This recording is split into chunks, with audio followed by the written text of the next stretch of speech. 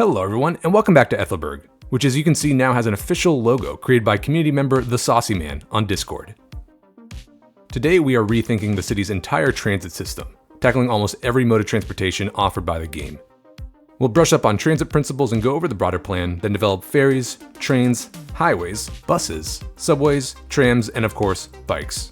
So hit that like button, drop a comment on your favorite mode of transit, and buckle up because this is a long one. But with all that being said, let's begin.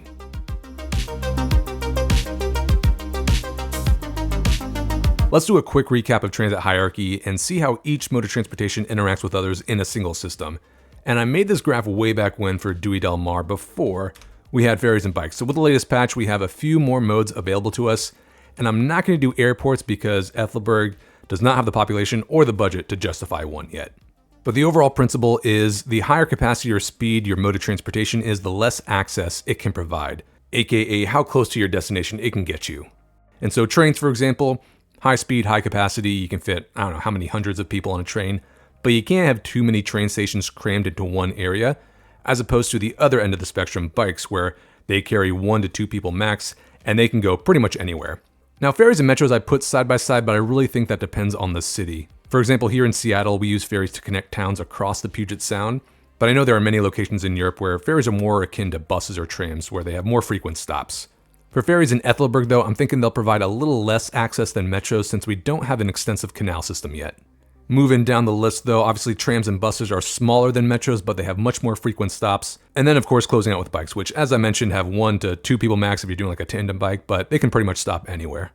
Now, in an ideal system, we would have transfer points between the high capacity modes and the lower capacity modes. And the idea there is you're able to take a high capacity train to a regional train station or something, gets you a little closer to the city, and then from there's a bus or a tram route that takes it even closer to your destination, and from there you can bike or walk. And this is really all in service of just moving people efficiently from A to B.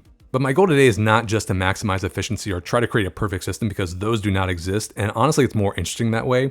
I tried to create a perfect system last time in Dewey Del Mar, and things just fell apart. Infrastructure got in the way, geography got in the way, but that is all okay. I think imperfect systems are more interesting. So instead, my goal today is twofold. 1, try each mode of transportation and see how they work, see how they tie into the broader system.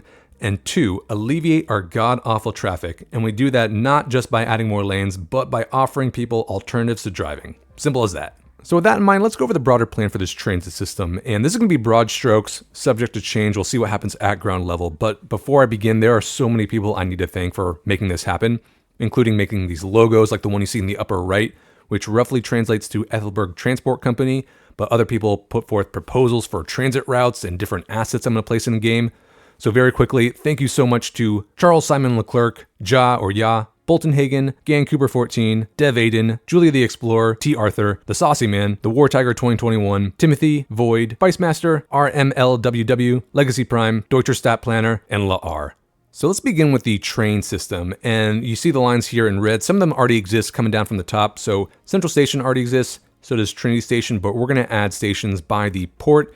This is an idea from T. Arthur, who said we should probably have some passenger access to the port, just since this is a very important job center. But then we'll have more regional stations kind of spread throughout the area. So behind the cathedral here, behind the stadium, and definitely by Queen's Landing. And then these dotted lines mean we'll probably have to go underground since this is pretty hilly terrain right there. And the goal is to have most of these stations become transfer points to either metro, buses, or trams that then take you deeper into the city. Then we have our highway system and got some really cool assets from Ja or Ya and Gan Cooper 14, who helped design these logos right here. And so A1 is Autostrasse or highway, and that's the existing highway cutting through, but we're going to add another one, A10, going down to the peninsula there. And then we can also say A1 is this European route. And these numbers I just made up for E36, but I believe they made actual assets that are E32. So we'll change that up. But this is officially the A1 highway and the A10, kind of helping spread out the flow to different sides of the city. After that, we have the primary routes. And so on Discord, we've kind of decided that the country that Aethelburg is the capital of is Northland. And so this is going to be Northland Route 1, going all the way from our Trumpet Interchange down here through the port, down this main corridor there, and then all the way down to Queen's Landing. And eventually we'll extend it down to the coast there. But this is going to be N1. And that should be a pretty important route that we're going to keep around. I'm not going to demolish that. But the most requested road by far has been a ring road. And so this is going to be this yellow route going all along the perimeter here. It doesn't have to be a perfect circle, it just basically needs to encompass the entire city. And what I like about this ring road idea is that this will give us a nice clean delineation between the denser parts of the city and then where we can start dropping off in density into the suburbs and the countryside beyond. But we'll have a couple of exits providing access to all different corners of the city here. And last for roads, we're going to have these country roads. So Boltenhagen said B is the letter that you use for country roads in Germany. So this is going to be B936 and B945, providing access to the industrial annex out here and then easier access from our stadium district to the train yard area. Moving on to our metro system, I don't want to do too much with our subways because they're super expensive and very hard to build. So I'm thinking let's keep it simple now, and then we can expand upon it with trams and buses. But basically, we're going to start by the stadium district, going down to Trinity, stopping by City Hall, and then maybe one more stop to serve the development out here before terminating at Queen's Landing. But this should help alleviate traffic along Northland Route 1 there. And if we want, we can eventually extend this all the way up to the train yard to provide easier access to that huge job center or down the coast to whatever we build down there. Now for buses, I'm thinking I'm going to stick with mostly regional routes since we have trams and metros serving the inside of the city. So I have a few routes in mind. The first is this industrial loop starting at the train station here, or eventual train station, going by the stadium and Code district up Northland 1 and serving the port and train yard down here before coming back down B936 Country Road and then just looping back around. So that's number one. Number two is a more vertical route going all the way up to the power station and the industrial annex down B945 into the city and then curving along to Queen's Landing and also connecting up this eventual train station to Queen's Landing itself.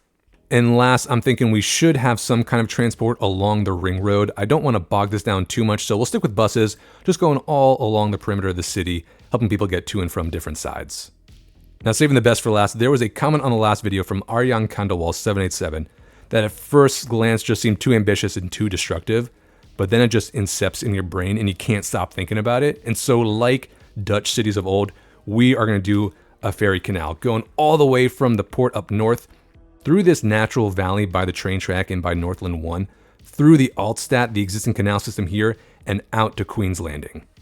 Now, the existing canals are a little too narrow for that sea lane, so we are going to have to widen it and do a little demolition. And I'm thinking for our other canal on this side, we're going to take an idea from Copenhagen, but more on that later. But I think this is just too cool not to try, and it'll help access between Queen's Landing, get into the port all the way up there. And I think it's going to be super cool. Now let's zoom in for our trams and bike routes. And so we have the existing bus routes that I mentioned, which again, more general area. These roads don't even exist yet, this ring road. And then the stops for the metro are just, placeholders, although they should be around there. So definitely by Trinity Station, definitely by the City Hall.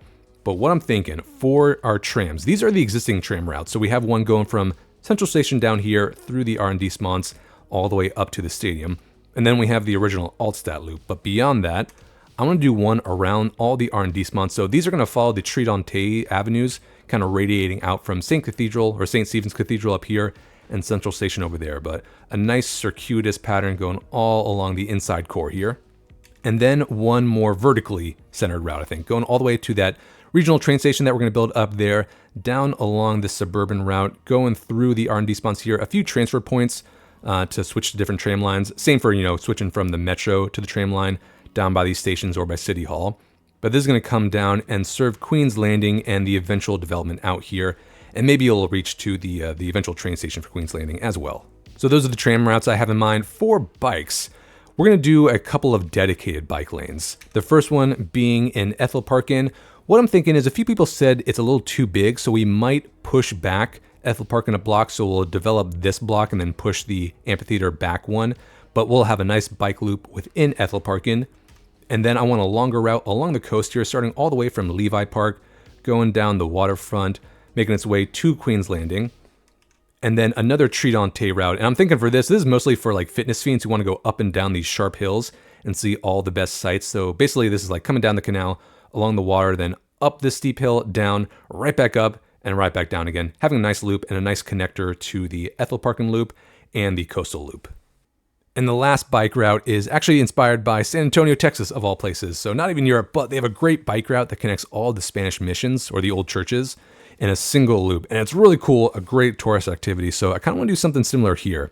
The idea is let's build a church out by Levi Park since we don't have any here, and we probably should, but it goes down, connects the smaller church right here to Trinity Church, Queen Aethelburg Cathedral, the original Altstadt churches, whose names I totally forget, some of the newer assets from Fragonard, St. Andrew's Cathedral at the top of the hill, down to the Forum Church, through here up to St. Jesse's Church, and then eventually down the coast to the church in Queen's Landing. And again, the idea is just a fun tourist activity if you're visiting the city and you want to see all the great historical sites. But that is the general plan. And again, broad strokes, we'll see what happens at ground level, whether we want to add or remove a route or shift over a station to maximize transfer points, for example. But I'm thinking, let's start with ferries, since that's going to be by far the most destructive and requires the most terraforming. So let's hop over to the port area and finally start building. So here's the target site from a different point of view, coming into the bay here, and then following Northland 1 into the lake, and then eventually making its way through the canals to the open water there. But obviously we have a few things in the way. We have the original train depot of Depotville, and I think it's okay if we get rid of this because we have a new depot over in the Aethelburg Port Authority, plus a couple of custom yards. This one right here, you can see if I hover, it is part of that depot though, so we're going to rebuild this using extra tracks from this depot over there. But more sadly, this train bridge, which I used Fragonard's Archway assets to build in a custom manner. However, I'm okay getting rid of this because several people pointed out that this is questionable integrity here, having offset parabolas like that apparently. So that's okay, we'll just replace this with a new drawbridge from the Bridges and Ports DLC. Closer to the Altstadt, we'll get rid of this farmland and a couple of these factories to make room for the seaway down by the track here. And I'm okay getting rid of some of these jobs because we've exhausted our industrial and office demand.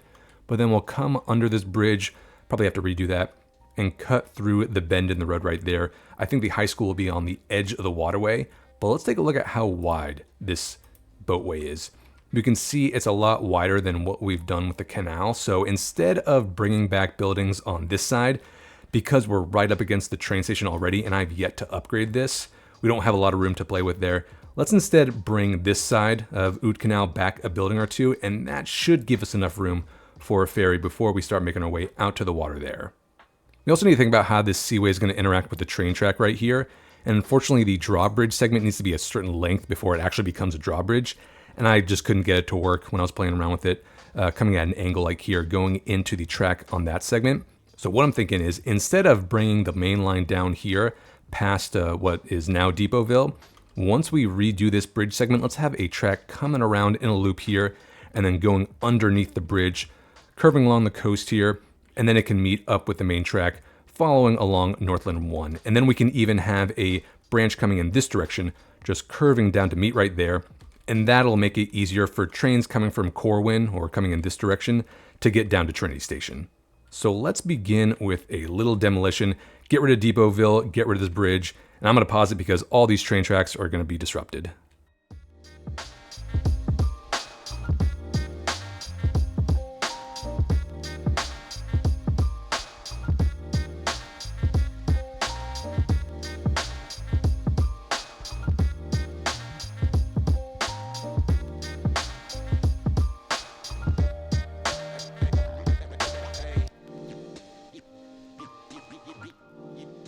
And finally, we can get rid of Depotville, forever in our hearts, even though it had a dumb name. Okay, next up, level terrain tool. Let's make sure our boatway has a nice clean path going all along the route here. In fact, I can see the train track comes out to the left a little bit, so I think temporarily, let's just get rid of the bridge and the train track in this stretch, and we can redo that once we have a better idea of how wide this the seaway is going to be. So we'll bring back these safety fences as well.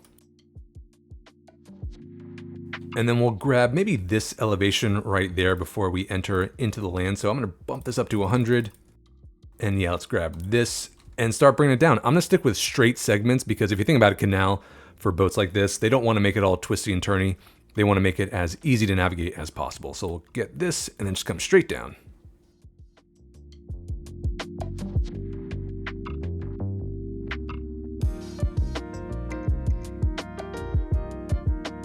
And somehow it worked out that the elevation over there and in the lake was pretty much identical. So that is perfect.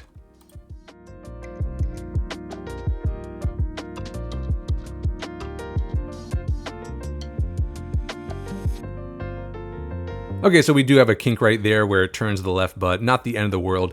We can always smooth out that corner. And I did get rid of some of the pipes that were bringing up the land there, place them underneath that country road instead. But let's finally reestablish our train network, both to the port over there and Trinity Station. So we're going to go to our train tab, and let's get this double train track lift bridge connecting this track right into there. And then we can do the loop that goes right underneath.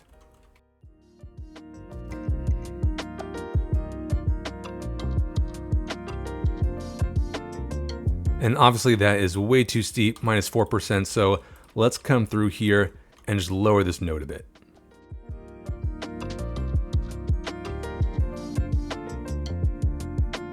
And with that, we are now at under 2%. So I am happy with that.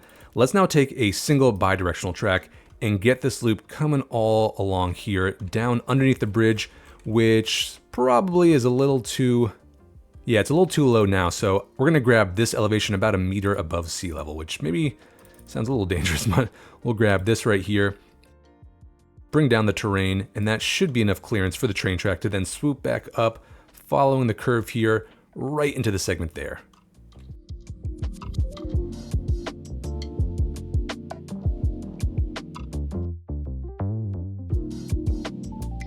And I can live with minus 2%.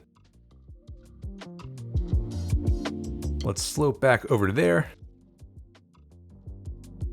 And then make sure we have enough land in between the Seaway and Myrtle Highway, which will become Northland 1.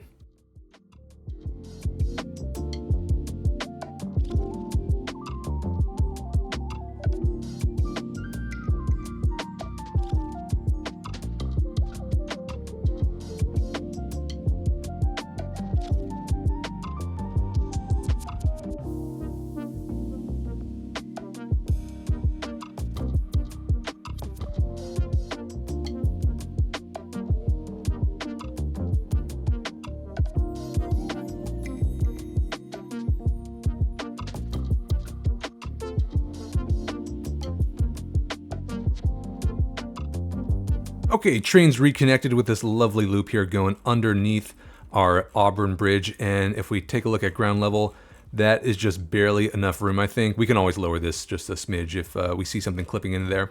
But to make this an actual drawbridge, the next thing we gotta do is draw out the boat lane going through our new canal here. So we're gonna go to our ferry tool, and luckily the fishing ships can use the same exact seaway. So what I'm thinking is, in addition to getting a ferry depot out here and establishing a stop right there for port workers, we can have some of these fishing industry boats go fish out in the open ocean there, and all in the service of just seeing more activity going up and down these canals. But let's start by going through here, and yep, there's your drawbridge. That is so cool looking. And looks like we are just wide enough, although it is kind of smoothing out the terrain on that side, but I actually think that looks a little better.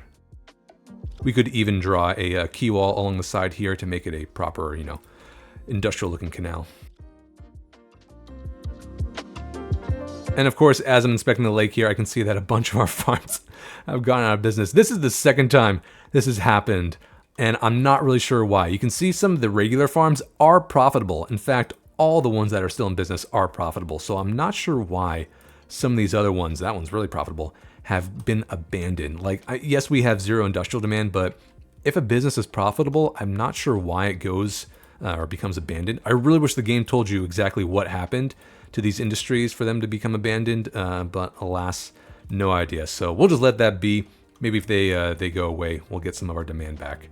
But now for the hard part, we got to expand our inner canal here. And I think I want a couple stops. One by the Altstadt here, so we can get people going in and out of these quay walls here. Obviously, we'll get rid of the mill there. But then also one more, I think, by Trinity Church. This would be a really cool... Oh, it's even called Old Boatman's Road. That is perfect. I definitely planned that from episode 1. But one stop there, one more by the coast before making its way to Queen's Landing. So for that, I think we just gotta rip the Band-Aid off. Let's bring back this set of buildings by one building, and then we'll just reestablish basically the entire side of Oud Canal.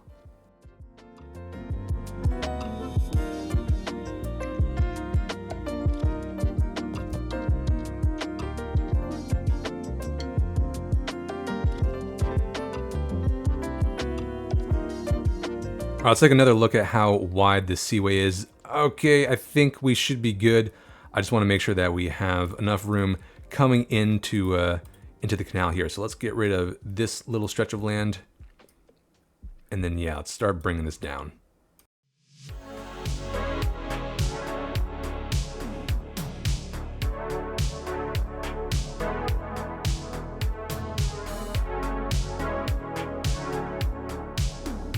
And now we can go back to our seaway. This is just like so disrespectful to the original alt stat here. But again, I want to make sure that we have a stop by there. So I'm going to go to our curve mode, and let's actually swing this down a little sooner. And now let's bring this down.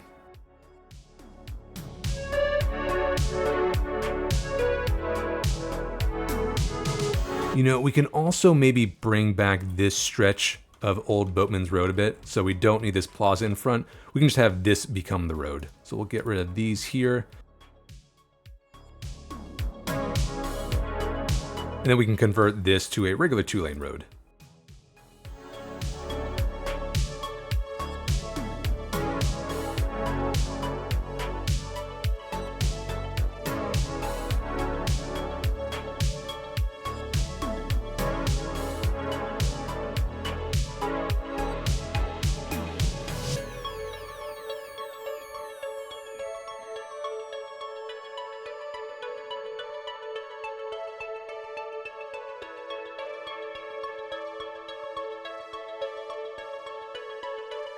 All right, for better or for worse, we got through the canal here going out into the ocean there. So now I have the fun task of bringing back these roads, trying to make sure we don't overlap with the boatway itself, and bring back our buildings.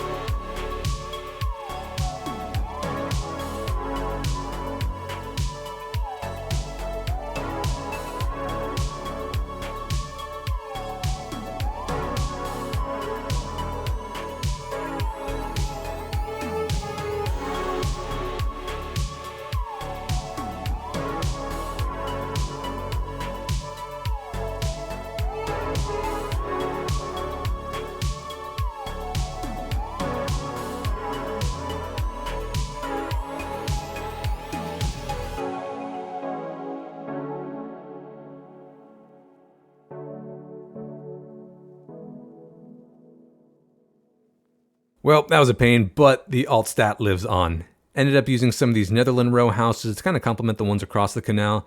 Went straight to level 5 though, so they matched the height profile here. Redid this section a bit so we have more land to play with. And then brought back this tram stop 1 block because I raised High Street a smidge so we have enough clearance for the ferry to go underneath. And I didn't want this tram to stop at an incline. But I am super tempted to hit play now and just see what happens to the water simulation. However, before that, let's reestablish our highway bridge. So we'll go to our parallel tool. Yeah, 0.5 I think is the right distance. Let's bring this up just a little bit. And then from here, we can curve in right to these nodes.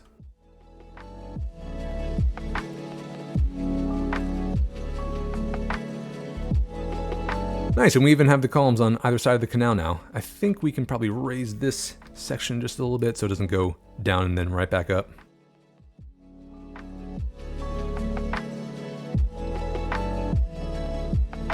Yeah, a little more gentle. So with that, I think let's hit play and see what happens to our water physics here. I think we might have to add a water source. Oh no, it's actually coming in pretty quickly. I'm a little terrified that our alt stat's gonna flood, so we'll see what happens to the water there.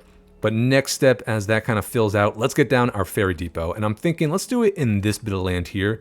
We can kind of industrialize this later. But we can bring this road down here underneath the train track to connect to the depot there. So I'm gonna go to our ferry tab. And let's plop this down. And easy access to the existing seaway.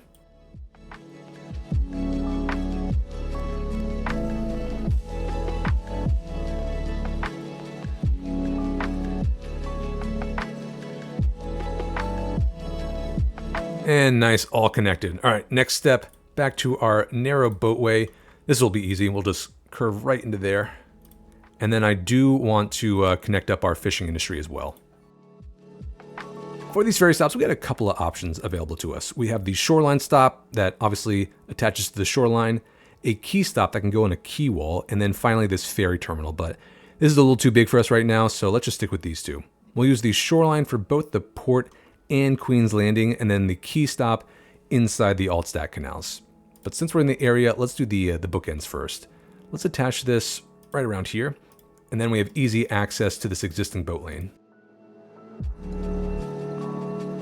But obviously not very helpful if you're trying to get to your job inside the port and you just get stranded on the coast. So I'm going to stick an alleyway down the coast to meet up with this ramp right here.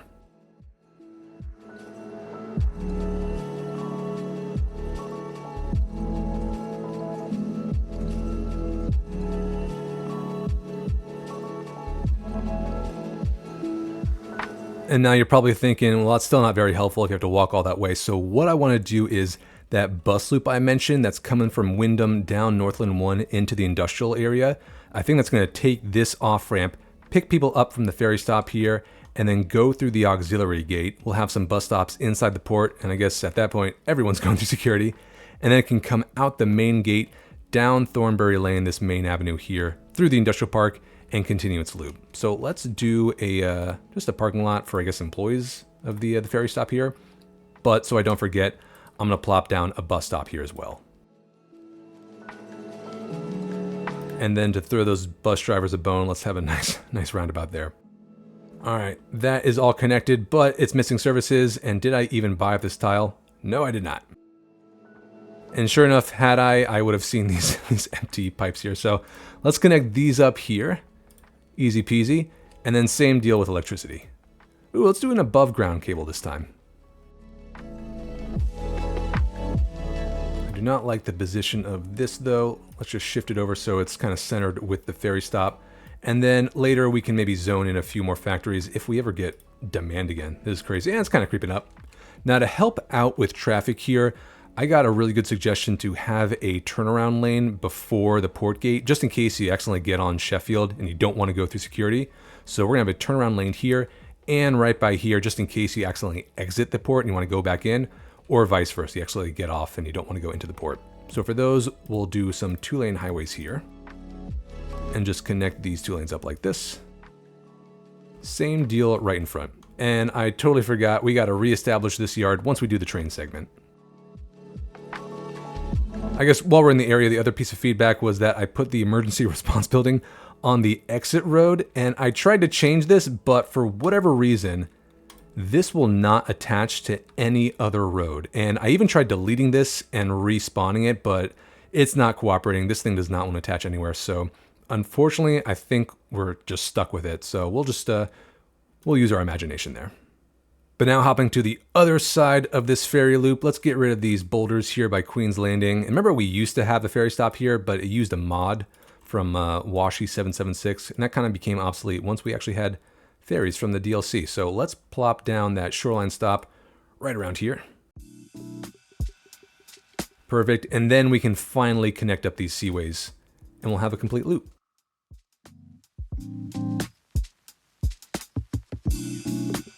So I don't forget, let's get a bus stop, and let's do one with a bicycle stand, because as we mentioned, I do want a bike route down the coast here, so might as well come all the way to the ferry. Oh, that's so cool looking right in front of the parking lot. That is perfect, so we'll just earmark that for later. But finally, let's go get some stops inside the Altstadt. And what I want to do is, I guess, yeah, we'll go in both directions. Those stops, obviously since they're on the very end, there's only one of them, but I want stops on both sides of the canal here for both Old Boatman's Road, and this is not Highland, this should be Oud Canal. So let's get a key stop from our ferry tab. And I guess let's go over here first. We'll probably have to redo some of these net lanes. Actually, no, that just worked. Perfect. We'll do one there, and then I guess that's a little easier access to this side of the train station. But then let's do one right in front of Trinity Church.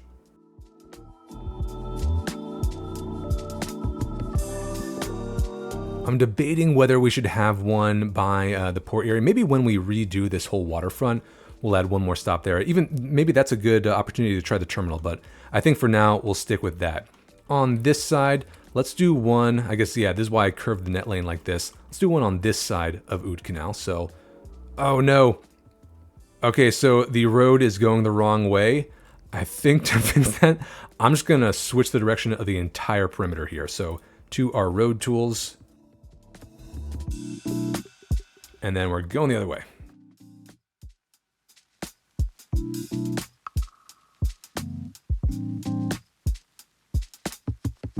Let's try that again. There we go. That's a little more like it if the net lane cooperates. Let's get rid of this really quickly. Attach that here, perfect. And then reestablish this lane. Back over here, before we place the corresponding stop in the opposite direction by Queen Aethelburg Road, I think I'm finally ready to reveal what I keep teasing for Grandbach, because it's going to impact where we place this stop. And basically, I don't like this canal. I never have, not since episode 2. I don't like the resulting shape of the Altstadt Island. I can't get a toucan's beak out of my head, or like a gnarly looking potato, and it just annoys me every time I look at it. So I want to take some inspiration from Copenhagen, which has this awesome one-sided Star Fortress island that's naturally protected on one side by the river, which we have here. You can't really see it. All the water drains into our new canal, but we can fix that up. And then they dug a star-shaped canal on this side to protect against the mainland. We can say it's to protect against marauders or, I don't know, barbarians from Queen's Landing. So since we were going to demolish these houses and upstone it anyway in Grandbach, I'm totally fine taking a hatchet from here, swinging along Grandbach to meet back up to St. Maria's Fork, and then we can kind of redo the area, redo the roads, and fill in this canal here. So let's move our elementary school very quickly. Don't want to demolish that. Same for our clinic. And let's start bulldozing.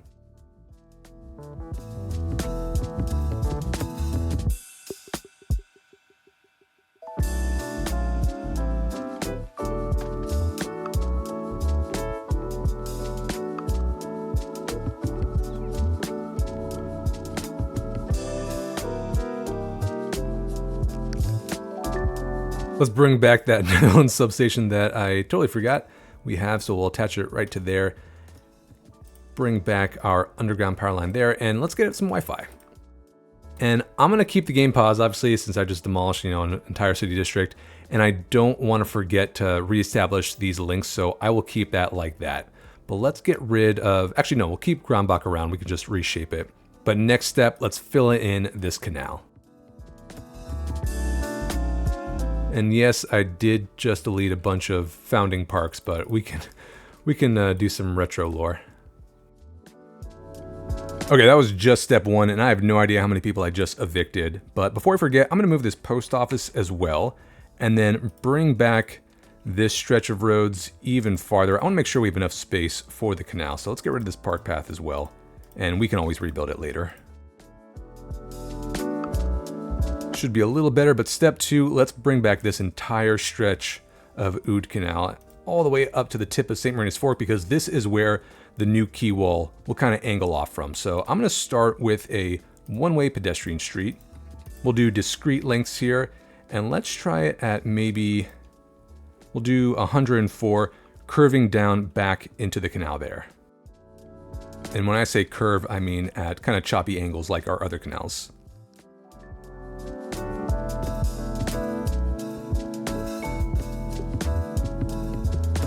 Okay, it doesn't have to be perfect, but I think that's good enough. So next step, I'm gonna rebuild the road network inside the island first, and the main roads are gonna be obviously the 4-laner here, which is now Sunnyside Street, but that is supposed to be High Street. I'm thinking that should connect to this road right here, because this branches off into 3 main avenues here. You got the one with the tram track, and this is a Tridente Avenue going right up to the cathedral. Then this main road going to the City Hall station, and then this one, Juniper Street, going down the coastline. So definitely want to maintain that. In fact, I'm going to upgrade this to be 4 lanes. And then we'll bring this one up a little bit farther, but then we'll curve to the right, and that will be a main bridge spanning the canal, going right into there. And I'm just going to eyeball this because I tried this with guidelines, and you can see there are 8,000 guidelines to snap to, and it's more annoying than helpful.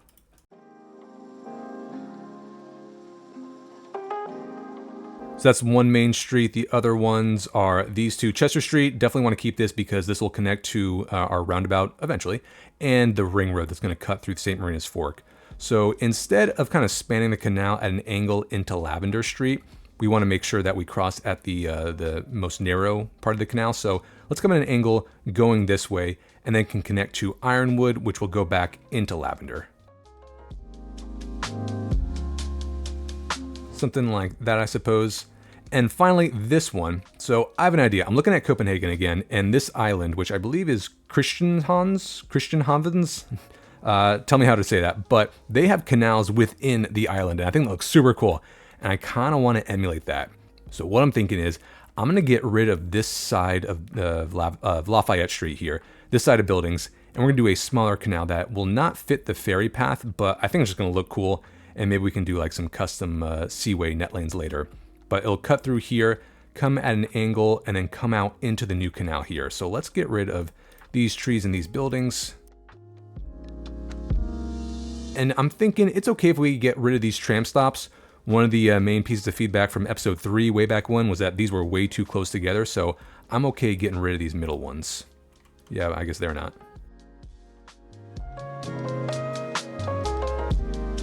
But then we'll get another one-way pedestrian street, and let's leave, I guess, maybe like 2 units of length for this canal, something like this.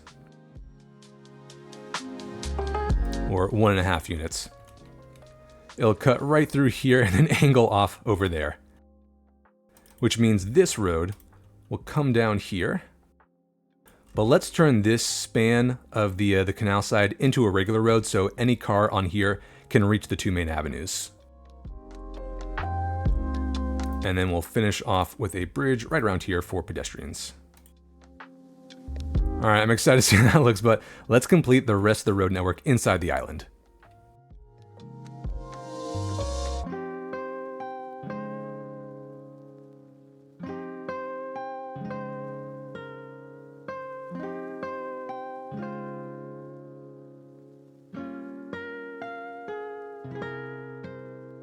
Easy peasy, and left a little bit of space here for yet another church asset. But in addition to all that, I think I'm just going to fill in the rest of these blocks, and I finally have a chance to use some of these new Old Town assets from the latest patch, which I think will look really well, or really good in the alt stat. We can finally upzone all these single family houses, but obviously we'll keep St. Marina's Park there, the hotel, as well as some of our older churches. But yeah, let's fill in these blocks now.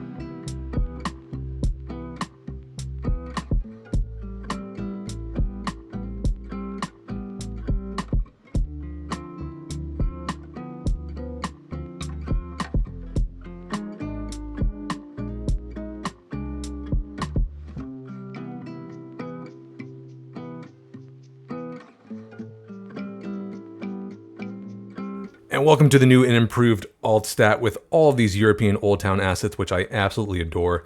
I love how they have all these commercial props in the front just to make it seem a little bit more lively. Hopefully we'll see companies move in once I hit play and kind of restore all our road access. But did a few Netherland row houses here. I love also how there are 1-unit corner buildings in this pack here, so really versatile, just like the row houses here. I did also reinstate Zermule over here. Figured maybe this is a good spot for the mill, so there is Zermule, and we have a new kind of a lore building here from the Saucy Man. This is Bizo, one of the finest watchmakers in the city, so figured let's get just a random French building with some Netherland houses in the back to fill up that space in between Imaken, I think it's Imaken D, and then this courtyard here. And then since I deleted church in Gronbach, I decided to fill in this awkward space with yet another church courtyard, but a much nicer looking one. This is, of course, from Fragonaut, and I figured we could always use more churches in the Altstat. This watchtower is also from Fragonaut, and I was thinking, we have this canal here running into the main defensive canal, so we should probably have some kind of military fortification. And I thought this watchtower is just perfect for that and kind of splices nicely into these old town assets. But once we bring a bridge over the water here, I definitely want to get a big gate going over the road. And we can say that both of these were kind of part of the old wall surrounding the island. But speaking of, let's finally do these star-shaped fortifications. And originally, I was going to have a functional ferry lane coming through the waterway and have it stop by Aethelburg in. But after taking a second look at the width of this boatway, I think it's too wide to support both this and the peninsulas. I would have to eat too much into the buildings here, more than I already have, and I don't really want to bring back any more. So I don't think that's worth it just to have one more stop by Aethelburg in. So instead, I'll just have this as an aesthetic river or an aesthetic canal. We will definitely have water flowing here, but the main transportation will be, of course, the bridges and the trams going across them. But for these peninsulas, let's go to our pathways. And if you look at Copenhagen, you can see they are all earthworks, but to make it a little easier to deal with the terrain, I'm going to stick with the pathways, and then we can make them quay walls. But we'll come out from the very tip here. Let's go out, let's do 28. Yeah, we'll just do sides of 28. 28-ish, and I'll try to space them out evenly, while of course leaving room for our 2 bridges here.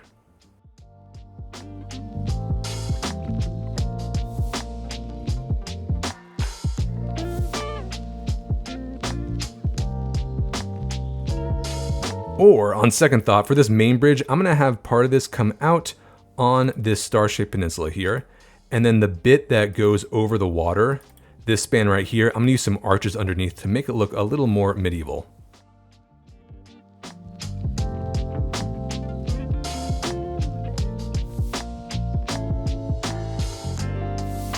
And not the most even of fortifications here, but I mean, honestly, neither are the ones in Copenhagen, so I guess our excuse is that they built this 500 years ago before they had super accurate measurements. But for this side of the canal, what I'm thinking is we'll get a 2-lane road that can support trams going along in chunks, kind of arching towards the water there. But the road's going to stop where this bridge connects and eventually goes to Ironwood. And then over here, we're going to do a second line of fortifications like they do in Copenhagen. And we can say that they just left this part over as part of part of the park here, whereas the rest was redeveloped into a road. And I think it's going to look pretty cool. So we'll see how that turns out. But let's start over here with the road. And we'll just come down from this block here. And we might need to redo this whole block, so let's get rid of this roundabout and these 2 streets. And this is where the road will stop before connecting into there. Let's bring back this part of the path. And same deal for these peninsulas, but a little bit smaller now.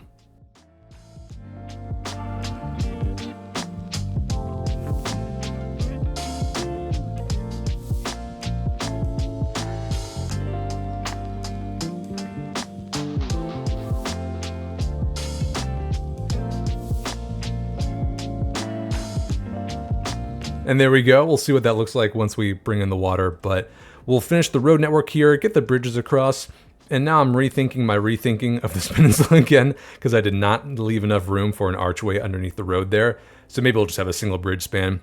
But before doing that, let's move this tram depot, since this is very valuable real estate now, and I don't think they would want a smelly depot here. So instead, I'm going to move this over by the park maintenance depot, by the kind of noisy highway.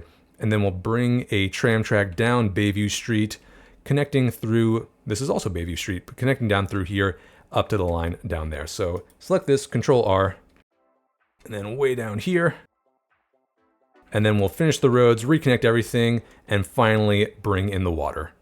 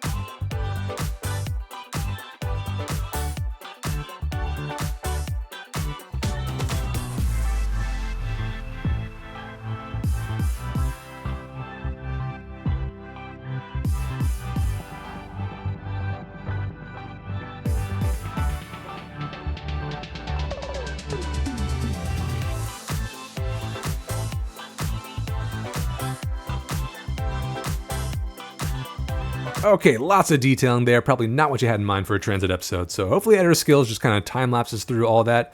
But definitely wanted to do this canal before doing our final ferry stop, which we will do, I promise. But let's do a quick recap.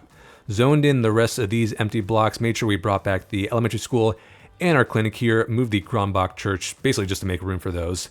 But then add some landscaping on the Star Fortress Islands here, some surface work, all these watchtowers to really sell the idea that this was a heavily fortified island. And these are from Fragonauts Asset Pack. Got some larger ones on the ends here where the rivers meet. Did not add quay walls to this side of the canal. I kind of want to see what the earthwork aesthetic looks like, kind of like what they have in Copenhagen. But I did have to add quay walls on this side, otherwise the terrain would kind of bleed through the road there. But then got these arches underneath High Street, which I did rename, and I love these because they have separate paths for pedestrians. I doubt anybody will actually use those, but maybe later we can make those bike lanes using some net lines there, which I think will be pretty cool. Speaking of pedestrian roads, added some bridges in between the points here for a few of the stars, just to ease pedestrian access. And then did a little bit of lane math. I figured when I have a bunch of people coming from the roundabout here over our fresh new Juniper Bridge, or Juniper Highway Bridge, coming down here, trying to get to the R&D spawn. So made this an asymmetric 3-laner with 2 lanes going that way over High Street Bridge. So last 3 things we got to do is 1, add the gatehouse that I want over High Street here. And this is gate F from Fragonaut, this bad boy right here. So let's get this over the road. What are you doing? There we go. And this just kind of barely fits the road, but it has some separate arches for pedestrians, which is pretty cool. But we're just going to splice this in here, make it seem like one single fortification. And before I forget, we got to do the Anarchy Transform lock. So this is under Better Bulldozer. This icon here, select all these options, and then highlight all this, and my frame rate is just imploding right now. I can never terraform that again, otherwise my computer will explode. Next step, we got to make sure our tram lines are connected. I'm not going to do like line cleanup. I just want to make sure that our trams are flowing for now. We'll save that for the tram segment later. But let's go to our tram tab. Oh my God, my frame rate. Double tram track, and we'll replace them all the way from here down to the existing lines, as well as over the bridge. So this has happened before where like I place one of these assets and my frame rate drops, but once I reload my game, everything is usually pretty good. We'll get rid of these as well. Okay, and again, we'll kind of redo those lines later in the video. But with that, the last piece of the puzzle is our ferry stop. I'm thinking let's get it right here in Bayview Street. So ferry tab, key wall stop, and let's see if we can't fit this in with the existing net lane. I think that's good. Plop it right down there. Okay, let's make this line.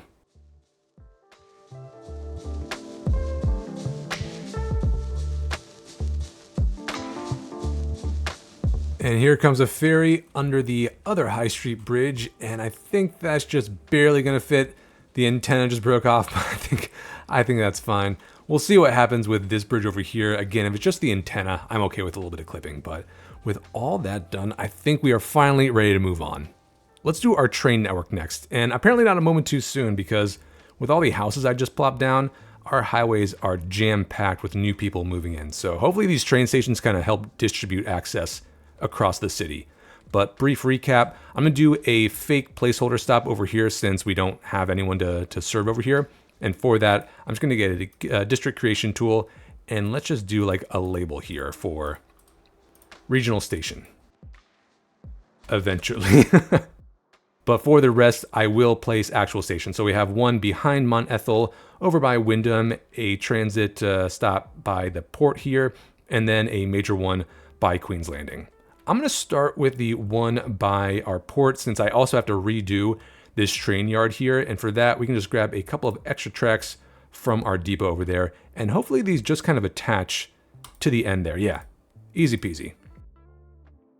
Before the stop itself, I'm gonna use a custom one with an integrated train stop over here, which means I'm gonna bring back our Netherlands substation over by the entrance here so we don't have power lines kind of hogging up the space there. So I'm gonna pause this. Get rid of these lines for now, as well as the, oh, and we have no underground connection. Perfect. Let's move this, so Control R, back by the entrance there, and then we can reconnect it. And this leaves a little bit of room now for a custom station. So for that, let's just bring a single bi-directional line. So we'll go to our train tab, this one right here. We'll follow the grid right down the center, kind of like this. And I think 272 should be long enough. And then we can just bring this right into the main line. And then we'll get an integrated passenger stop. And from here, I think what we're gonna do then is have a line between both Trinity Station and this stop, and then Central Station and this stop. Maybe eventually we can do one from the Queen's Landing station, but I figured, you know, they have the ferry access as well. So we'll see if that's required, but let's create these two train lines very quickly.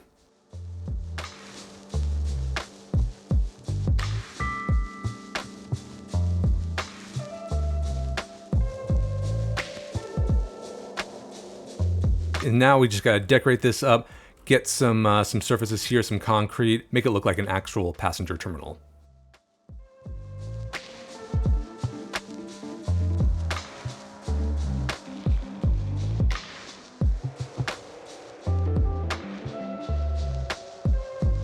All right, nothing too fancy here. Didn't want to do anything crazy for an industrial stop, but looks like we got the train coming. Sweet. With 3 passengers. All right, good. It's functional. Before I forget, I'm going to plop down a bus shelter here, just so when we do the bus line going through the port, I remember to add a stop here just to pick up people getting dropped off from the train who don't want to walk, all the way to the depot or other buildings within the port area. But that is stop number 1. Let's move on to the Mont Ethel stop. And my God, that is a lot of hearse icons. Since we got this French influence in Mont Ethel, I'm going to go for the French train station behind it. But when I did the transit map, I had the station kind of going parallel to the road here. However, I completely forgot that there is a giant hill right next to it. And so to get from the valley down here up is around 9%. And for a passenger train, that's a lot. So what I'm thinking is, let's shift the station to kind of be parallel to this contour line here. And we'll place it up above a few meters from the valley floor just to help that ascent be a little more gentle. But then we'll kind of carve our way. One branch will go to the central station, and then another will curve back to go that way down the main line. And then from there, we can kind of follow the valley floor, tunnel underneath the highway and this hill to connect back up to the main line there. But let's begin by plopping down our station. So this is under the train tab. Scroll down, and it's this bad boy right here. Let's plop it around here, we'll say. And we can see what the grade is like by going to the slope terrain tool. Make it a little smaller, but bump up the strength. And we'll have one branch kind of sloping right into the train station there. So that is, under 3%. That's perfect. Let's come up here and start curving around kind of parallel to the road here. Oh, I did not do that correctly. And then we'll also have a curve kind of coming back here. Let's go to our double track now. If I can find it, there you are. I'm gonna keep constant slope on just to make sure we have, constant slope. But let's come off from the back track here, come to the point where we split off, and then we'll go down to single tracks.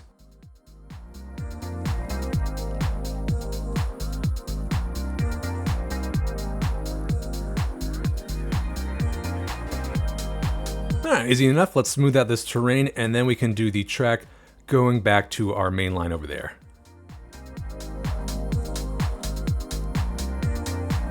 I think it actually might be easier to start from this side just so we can get done with the tunnel, which is always the hardest part with doing networks in this game. But let's go back to our double track here, and we're going to bring the step down to the very bottom, aka the smallest increment. But let's start tunneling underneath here, and usually it's around 10 meters that this happens, but as you can see, for some reason it always wants to do a like an open air segment instead. So let's go a little bit lower. Nope, still not having it. There we go. So underneath our road there, and it's pretty much level, so that's nice to see. And we'll start curving our way down.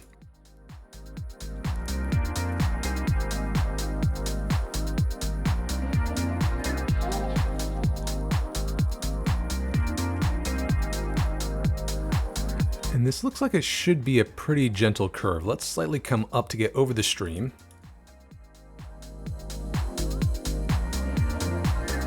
And yeah, 1%, that's nice.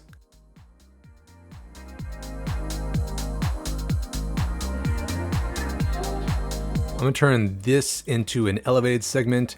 And then from here, I think I'd rather just bring the terrain out a little bit so we don't have this wall basically blocking the entire valley. Or should it just be an elevated segment all the way to where the hill begins? Yes, let's do that. I'm gonna create a node here. This entire stretch can be elevated. And then from here, let's bring out the terrain. We gotta do this anyway so we can have a road attached to the station there.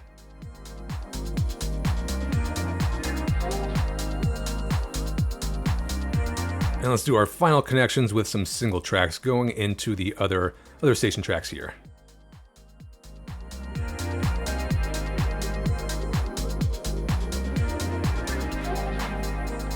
And to stop people from complaining, let's immediately attach a small road against this.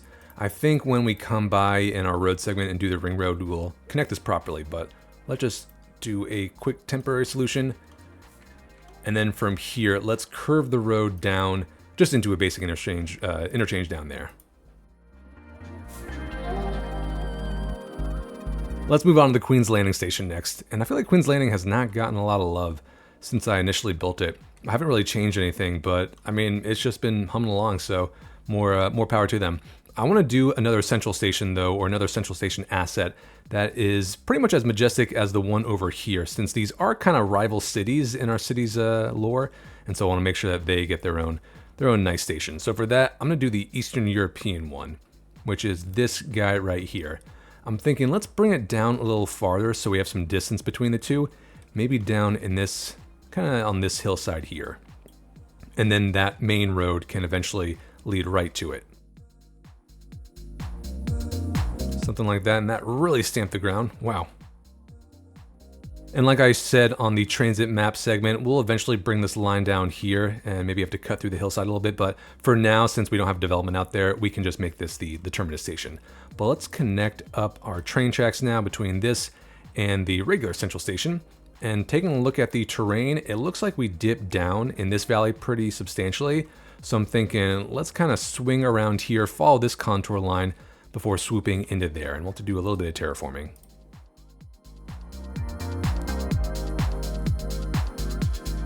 And what is that? Those rocks?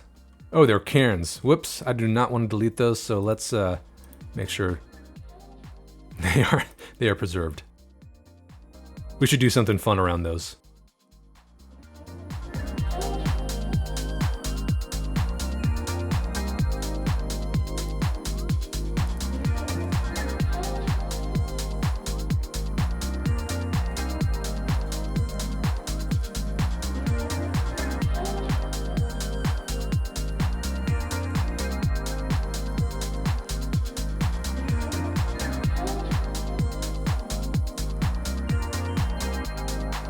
Okay, tracks are all laid, so let's just bring up this dirt path to get water and sewage and electricity to the area, or to the station. I kind of feel bad. I said Queen's Landing would have a majestic central station and I'm giving it a dirt path. But again, this is just temporary, so once we do the ring road, we will more properly connect this up. And don't forget, we're gonna get a bus line going here. So let's just kind of loop around like this.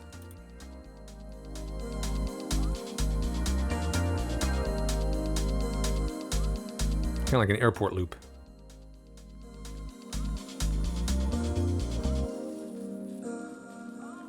The most over-engineered dirt path in history, but okay, that is Queen's Landing Station, and I forgot to name this. Let's do this very quickly. And then over here is Mont Ethel Station, which just leaves our Wyndham Station, right over here. Since we're getting out to the suburbs here, let's go for the small train station, which only has 2 platforms, but I think that's fine for the amount of people we have out here. I'm gonna make sure it's parallel to this road right here by snapping to it and then bringing it back. But I'm gonna place it down maybe around here, kind of in line with that road right there. So that's the easy part. Obviously, we will bring the ring road down here, but for this track, what I'm thinking is we have a little bit of height difference between the track here and the road, but we can make it even better because you can see that this track goes up just to go right back down, and that seems like a waste. And I absolutely hate the kind of sheer cliffs on either side of the canal here. I think it looks super weird. So what I want to do is pause the game, and I'm going to select every node from here all the way down to the low point down here, and just shift the entire track down so it's nice and level. So M for move it. Let's select all the nodes.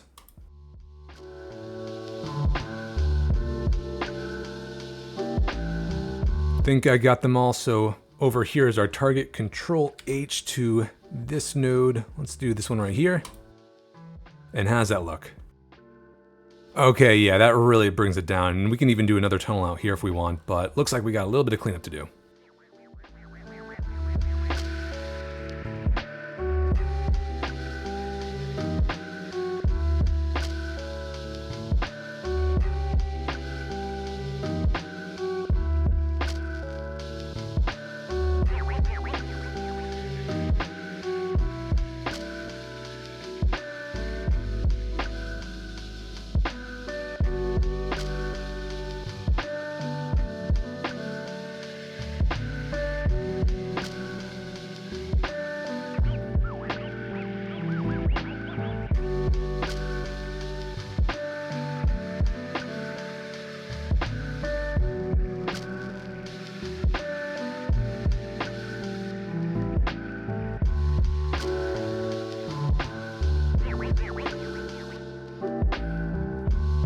You know, I think this is what I always had in mind for this canal, something a lot more artificial looking than the weird cliff face we had just shooting out of the water there. So add this highway to get the quay wall and ease access from the bridge over there down to our industrial site, which continues to just crush it, but definitely a lot cleaner looking, I think. So this gives us a bit more height to work with to start tunneling underneath this park low.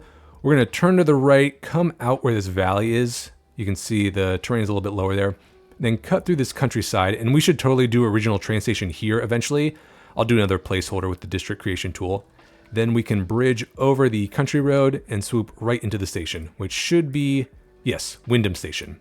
So I'm going to begin by lowering the terrain in this bend of the road just to make dealing with the tunnel a little bit easier, since they are pretty notorious for being absolutely horrible to work with. But let's grab the height of the track, which is I think around here. Lower this down, and then we'll leave like a wall of dirt here to be the target for our tunnel entrance. There's the target. So let's grab a single track, which is a decision I totally will not regret in the future. Come off from around here, point to our wall, or I guess we can curve around the bend there. But let's start by doing the tunnel segment first. So let's lower to, I believe 12.5 is the lowest, yeah, or I guess the shallowest it can be. Let's come off around here and start bending to the right. But then from here, I'm just going to try to connect directly into our node there, turn off tunneling. Let's see what happens.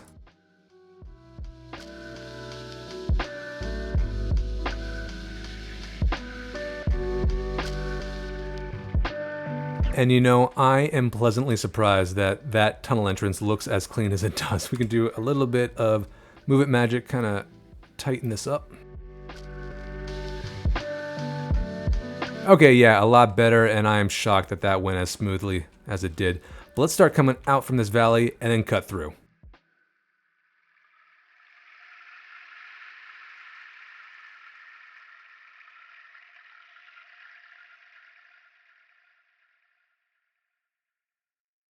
From here, I'm going to do a bridge segment first. So let's bring this up to 10 meters. Align this like this. We can bring this straight into there. Excellent. And then we can just curve in right to our station entrance. Let's start from here first.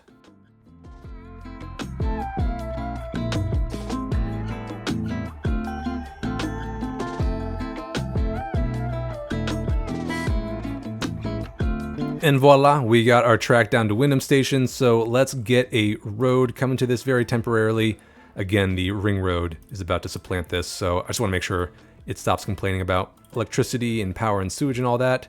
And good, we're done. Now, I want to make one change to the track over here before we move on, because I'm thinking it would be very convenient if people could take the train from Mont Ethel Station all the way to Wyndham Station and beyond.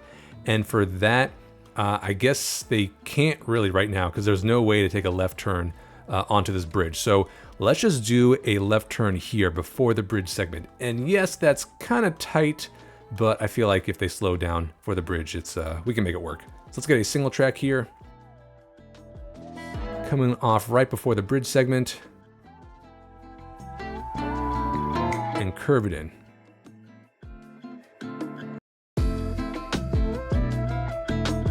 And you know, I guess that's not any tighter than this turn right here. So I'm going to call that a win. And it just eases access between our stations here. So a nice commuter rail. So really all that's left is to add our placeholder stop, do the train lines themselves, and then one cleanup item. You can see that this tunnel entrance is pretty cattywampus. The others are a lot cleaner than I thought they would be, but this is kind of what I expected. No idea what's happening there, but if I try to add a retaining wall, that happens. Same deal on this side. That looks better, and we can add the same wall to these tracks here. But as you can see, there's no tunnel top for whatever reason.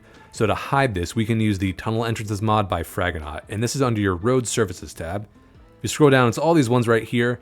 These small ones should be wide enough for a double track. So let's plop this down right over top of it. And yeah, that looks a lot more official. Let's actually add a fence to this side of the road just for protection. And there you go. If you ever have trouble with tunnels, try that mod because it definitely helps out. But next, let's get our placeholder stop again with the district creation tool. We'll do it around here. And we'll call this Eventual Station 2. And then yeah, for these train lines, let's take stock of our current list. We have 2 to the port, 1 from Central, 1 from Trinity, although this one has 0 usage. So if we need an extra train, I might delete that because don't forget we have the ferry kind of servicing this area going down the port. So maybe this is redundant. But for the ones going to Central Station, these 3 here, I want to extend those down to Queen's Landing so we can kind of service this entire line, but we will still have stops in both directions at Central Station here. So for that, let's go to our passenger rail line tool, or railway line tool.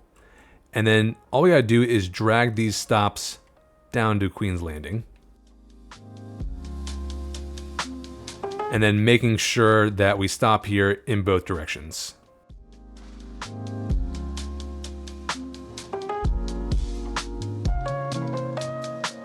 So that's all set. I want to make one more outside connection over to Wyndham here, since we don't have a lot of outside connections servicing this side of the river. I guess Trinity's there, but I mean, it's still pretty central and nothing out here. So let's add one line from Wyndham down to Corwin, I believe is over there. And hopefully we have enough trains here. I think we can just lower this down to maybe 1 or 2.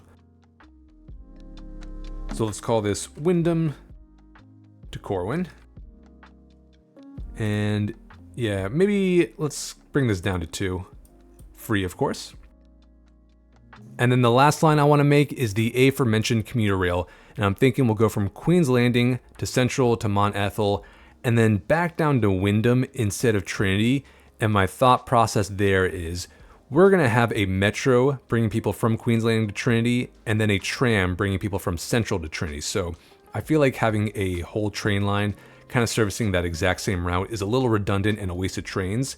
So instead, I'd rather get easier access to this side of the city, and totally regretting just having a single platform station there now, but we can always upgrade that later. So for that, let's go back to our line tool here, start at Queen's Landing, and basically create an entirely new one. For this, I gotta make sure I'm on this platform because this is the only one that has access to this left turn here, and maybe that is a design flaw, but it is what it is. And this will go under the tunnel, over the bridge, and then that nice loop-de-loop down to, oh, actually, eventually this station as well, but for now, Wyndham, and then back. And let's call this AB Commuter 1.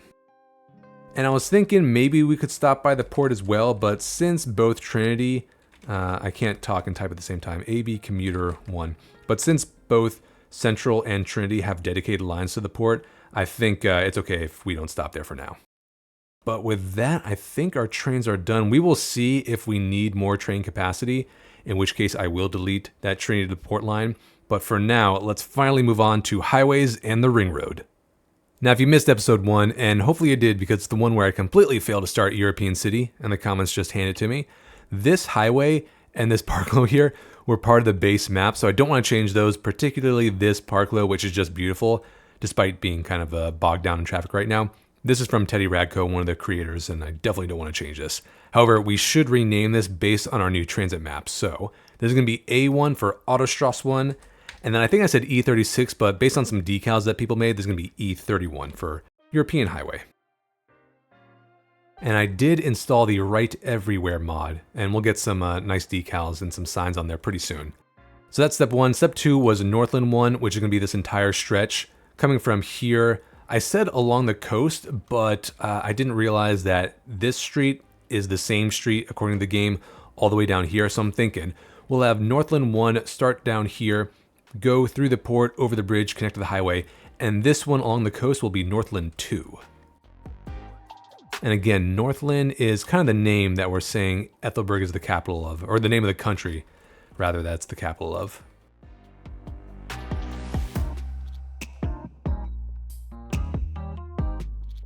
I guess we'll call this Northland 1 West. And, oh, it's the same road. All right, never mind, just Northland 1.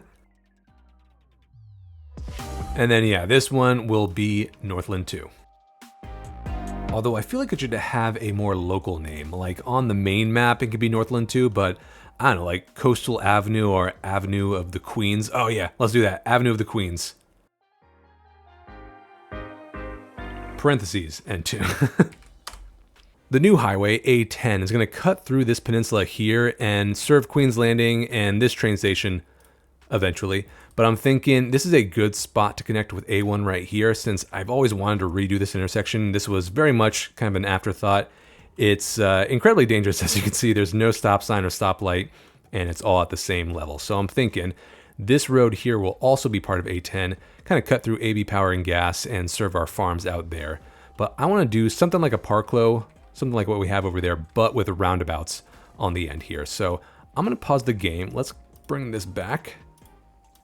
And I got to remember to rename these, otherwise this is going to be Deerhurst or Aspen and Goldenrod forever. We'll level the terrain. Now we'll level the terrain. And then get a little bit elevation on either side for this road to go over the main highway.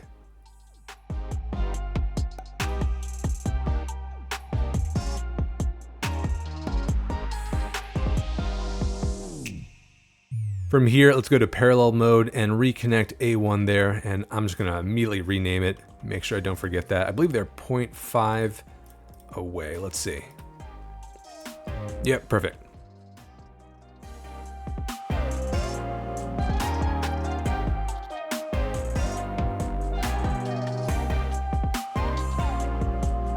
And then let's start turning A10 here into a 4-lane highway, and we'll continue 4 lanes all throughout the peninsula there. So this is under this one right here, turn off parallel mode. And we'll start by just going right above A1 here. Oh, and I totally almost forgot to rename this. Oh no, it reconnected it. All right, good on you, game. Well done. Just like that, and then turn on grounding mode to reconnect up to here.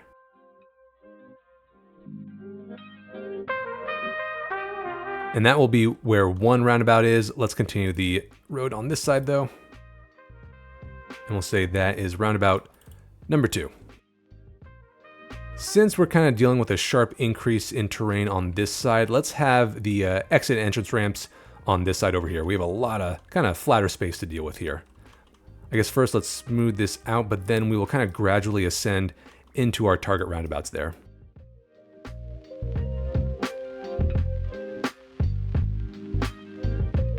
For this, we're going to use a 2-lane 2-way highway coming down from here at kind of a right angle.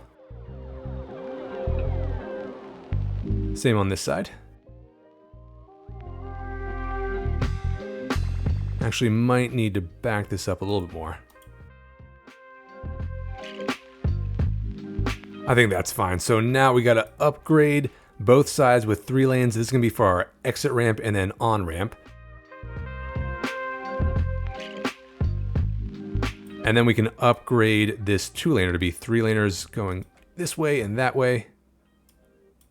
And same for this direction. And now these extra lanes, not that one, is where these will curve into the highways.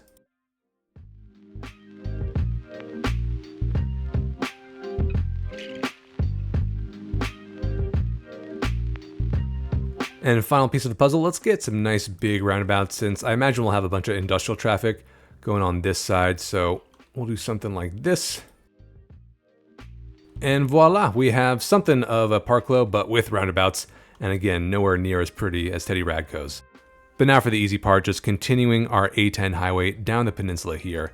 And I'm thinking, let's cross the train tracks around here. We have this valley that goes right back up, so I'm thinking we just can bridge over the entire thing. But let's get back here and start following these contour lines.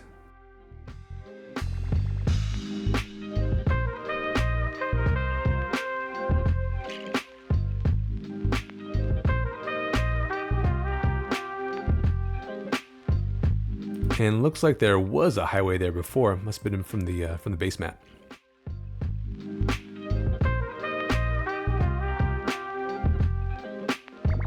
Okay, that's probably good enough for now. We will definitely do some kind of entrance to our ring road, which comes on, I forget which side of the train track, but I think maybe on this side. But yeah, we'll definitely have some kind of access, and that should really help get traffic to this side of the city. But last thing, let's rename this A10. All right, now time for the majestic ring road going all around the circumference of the city here. So we're going to start over in Levi Park, serve Wyndham Station here, come down and connect to this road right here before going through this roundabout. Obviously, I think we need to redo this or at least rethink it. This thing has just never held the traffic well or never directed it well. But we will go over the canal here with a bridge segment coming down through St. Marina's Fork, and I'm going to bulldoze all this. This has been another dumping ground of factories since forever, and I seem to do that a lot. So let's clear this out, set it up for more development later, and then I think we'll make this part of the ring road before coming down behind our depots here, in between the train track and Mont Ethel, coming underneath the track here since we have a bit of a jump in terrain. And then we'll serve the back side of Central Station. And then I'm thinking we'll come back over or under this track as well and serve the front side of Queen's Landing Station before ending over here in this little hill, looking out over the coastline. But to attach over here by Ethel Parkin, we're gonna have to move this depot, this road maintenance depot. And actually a lot of people criticize putting this right next to our nice clean green park. So let's move this over to the ferry depot area. And apparently I did not buy that tile. I don't care about that right now. I think if I ever do a new city, I'm just going to get all the tiles because I really just don't care for that mechanic. But that frees up that space, and then we might have to move the post office as well. We can do that later. But let's start over by Wyndham Station. I don't want to attach directly to the station. We should have an access road. So let's get rid of these streets here. And since this will be a heavily trafficked area and I want to do that bus route along it, let's go for a 4-laner. And we'll do divided just in case we want to add trams in the future. Actually, let's do our access road first, just so we can better align it. So we'll attach directly to the side of Wyndham. Go a couple units out here. And then we'll just upgrade this part to be our target road. Something like that. And then just so this thing has electricity, let's connect this back up to the main grid. Cool. Let's get rid of some of these surfaces and snake down to there, and we'll just upgrade this road before snaking into our eventual interchange here and then bridging over the canal.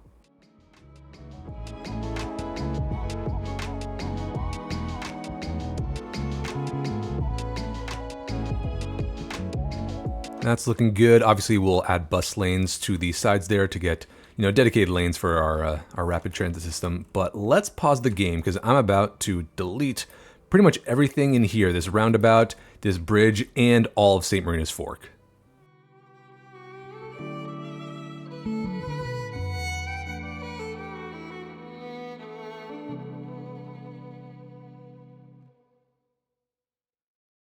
So I deleted some of this parking lot and that bendy road right there because I think I want to bring this highway underneath our bridge here, and it can turn directly into this road, Lafayette Street, and go into the Altstadt. So we'll have a couple of layers of infrastructure there.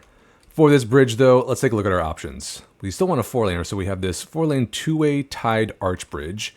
And this looks pretty cool, although I think this is from the base game. Or no, it's a mod, I guess. Well, it kind of looks like the base game model, so is there anything new we can play with? There we go. That's a little cooler looking. All right, let's line this up. Got to make sure those columns don't interfere with the existing net lanes. But I think that's okay. Obviously, we got to raise this up, get some clearance.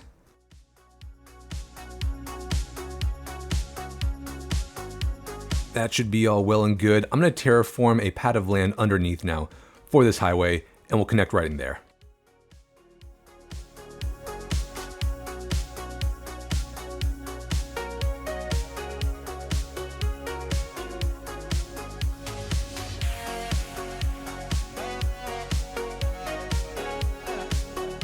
Back over here, let's reconnect these roads now, and we'll just go with a basic stoplight for now, maybe with some slip lanes. But obviously this roundabout was not handling the traffic that well, so it might have just been the traffic AI was not doing the lane math correctly. We'll see. But let's first smooth this terrain out, and then you can see there are all these underground pipes and wires. One thing that really annoys me is when you have the snap to geometry on, this snaps to underground segments too, and it just drives me bonkers. So I'm gonna delete everything underground too. Then let's connect up our 4-laners.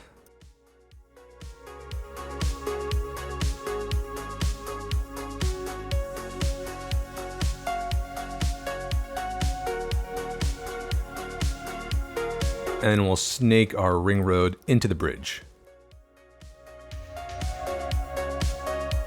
And that is way too steep. Let's bring up this node a little bit once we make that connection.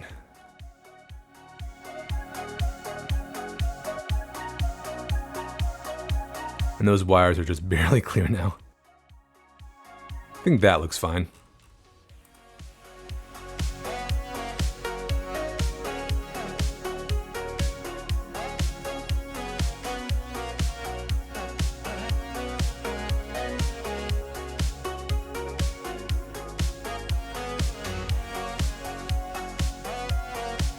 Preempting some of the traffic flow in here, let's get 5-lane asymmetric roads going into this intersection from all angles. So for this one, this is a highway segment, so we're gonna go to this guy right here, and we'll just replace it like this. So the left lane becomes a left turn only, but you can always turn right on red, so that should be okay. Let's bring it back one more segment. There we go. For the others, these are under medium roads. And I'm actually gonna make this entire stretch from that intersection down there. Same for over here. And then coming off from the bridge. Ooh, I don't like how that kinks to the left there, so let's just make it become a dedicated left, kind of like we have over there.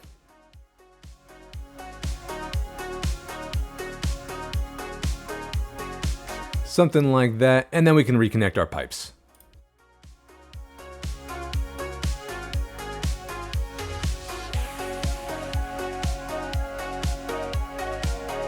Now over here, we'll continue from the bridge using another 4-lane divided road, kind of coming down this contour line here.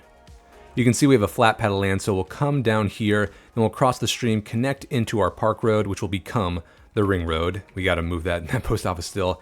And then I think from this intersection, let's veer off to the left, cross our country road around here on this side of the stream, and then yeah, we'll come behind Mont Ethel. But let's get our 4-lane divided road and start coming down the hill.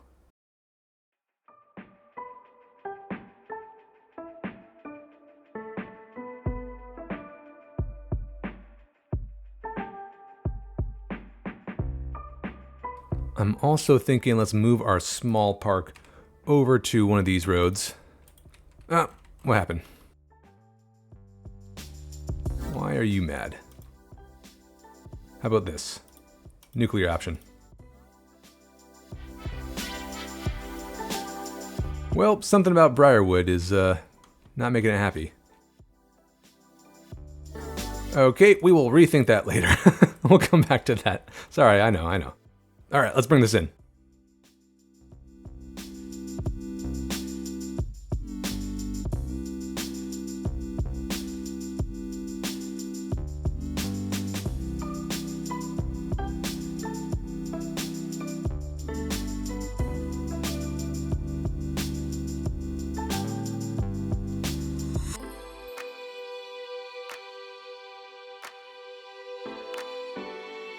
Not the best looking intersection there, just from the way the game does weird things with the sidewalks there. We can play with that later. Maybe turn this into one with sidewalks. But from here, let's start veering to the right. Kind of going parallel to that road there.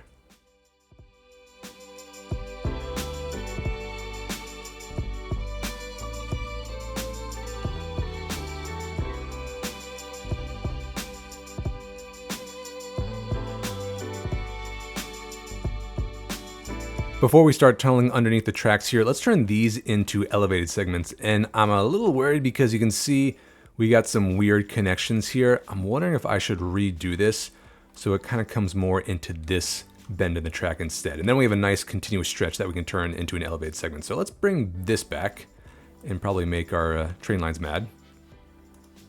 And hopefully we have enough of a curve to get into there gently.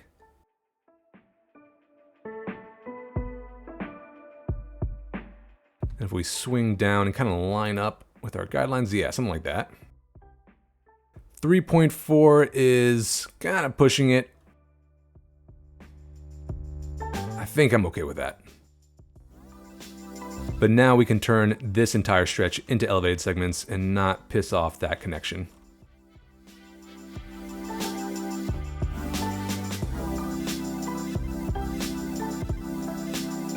So this is at 86. Let's get about 8 meters below that. And then slope into there.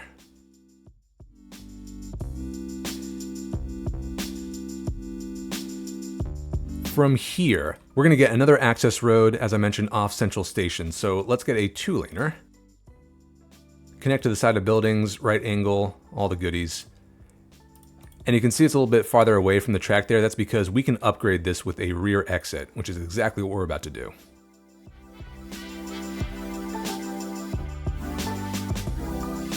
And you know what, let's turn this into a 2-lane one-way. And then we can have the inside lane be dedicated bus lanes. And we'll do the same exact thing over in Wyndham. But let's have this, yeah, basically like a giant roundabout. And then we can upgrade this with rear exit. And let's get this extra track while we're at it, in case we want to add more outside connections. And you know, I might bring this back 1 or 2 more units.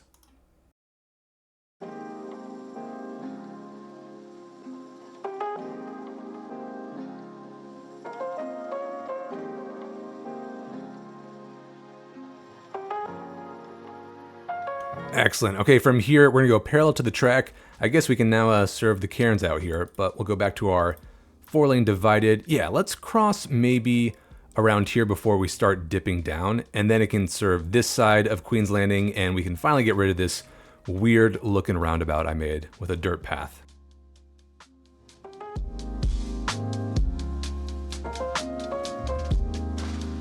We'll do the same thing with this stretch around here. Actually, let's bring it back.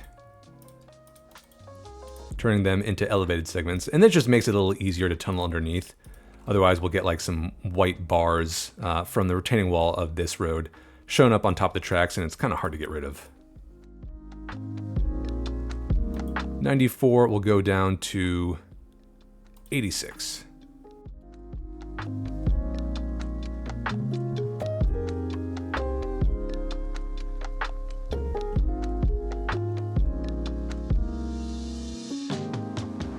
Finally, let's delete this thing, and we'll create our access road. Same deal, kind of a big roundabout, and we'll have bus lanes on the inside lane. But I want to make sure that we're all kind of dealing with the same terrain here, since, you know, we're getting pretty hilly over here, and so some of these assets are just stamping the ground. Although, I guess I did that. Oops, I just did that.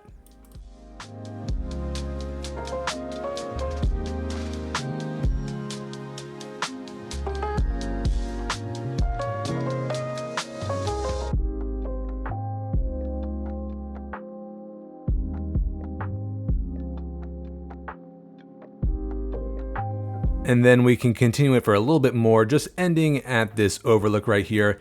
And yeah, maybe we could do like a nice park plaza or some kind of majestic asset, since we now have the custom asset editor out, and I'm sure someone's gonna make something really cool looking, like, I don't know, the US Capitol there. But for now, we'll just kind of end it in a dead end, basically our majestic ring road. Here, a cul-de-sac. Now I think all that's left to do is to add our bus lanes, because again, we're going to have a bus line going throughout the entire ring road here, as well as on our access roads to the stations. We'll clean up some of these terrain lines, make sure that, yeah, we connect that new track in, and then do the same access road configuration over in Wyndham.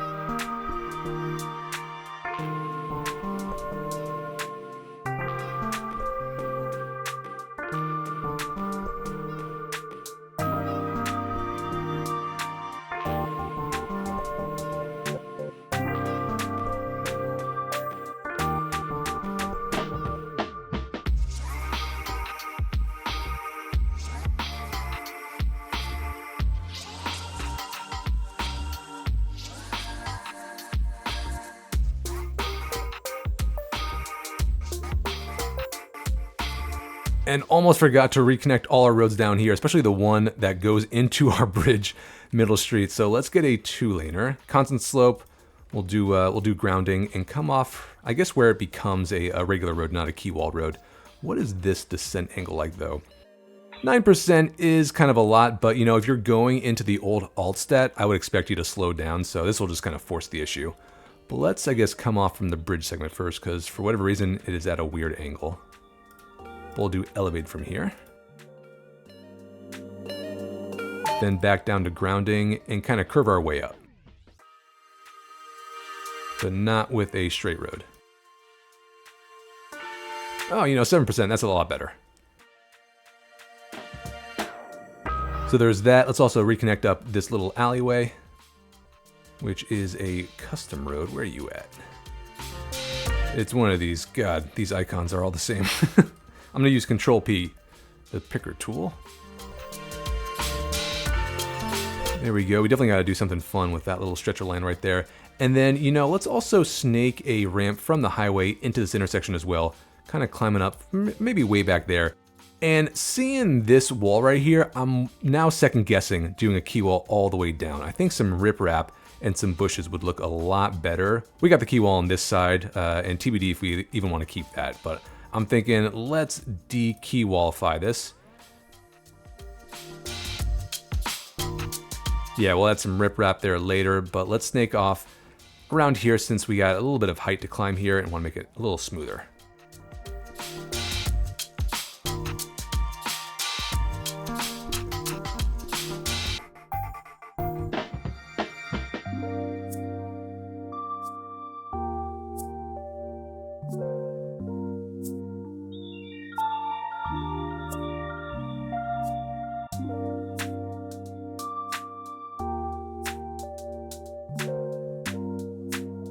And much better, added a slip lane there since that's a gnarly right turn, but everything else I think is connected. Got our bus lanes, made the one-way roundabouts across all of our stations, kind of cleaned up this connection and made this road have sidewalks, so that looks a ton better.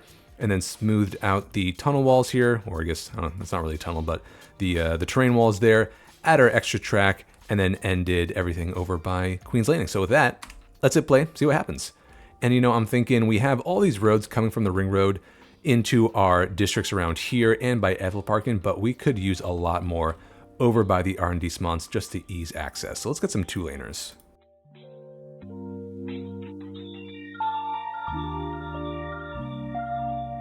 I love that area open when I did the time-lapse for all this because I had no idea what to do on this hill. And honestly, I was just tired of plopping everything. I think over here we will eventually bring this road up and connect after the tunnel, but for now, for Pelennor Fields, we should probably upgrade some of these roads to be 2-laners. So we'll upgrade this stretch and connect into the ring road there, and then this one as well that goes right to the station. And then I guess this in-between road, but we'll probably have to shift around some of our buildings, and that's okay. For this one, we're gonna S-curve into that intersection right there, since that's the one that goes in.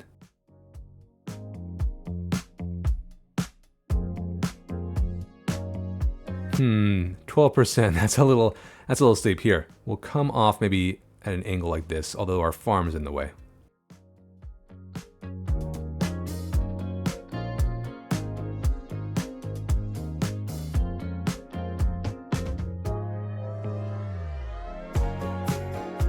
The things we do to respect the topography.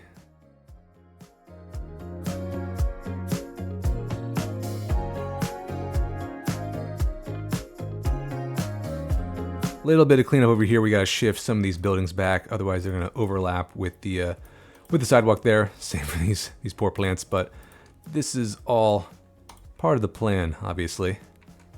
Our little village here.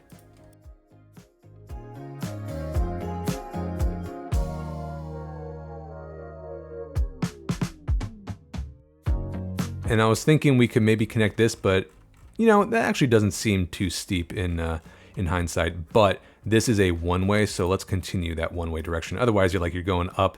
I mean, you could take a left or right, but it's a little confusing. I hate going into an intersection where the road ahead of me is like a do not enter sign. So let's just make things super clear here. Alright, before we hit up these country roads, let's get one more highway exit coming off A10 going into the central station area just to ease access to this half of the city, since all of the city entrances by road are still kind of bottlenecked over here and a little backed up, although maybe that's this interchange more than anything else. The main one seems to be doing fine, actually. It is also 2 a.m. in the morning, so maybe I can't compare. We will come back to this at rush hour and see how it's performing. But back over here, I'm a hammer and everything's a nail, so let's do another dumbbell park low, just like we got over there. What I'm thinking is let's come off with a 4-laner, splitting down the middle right in front of the rear exit.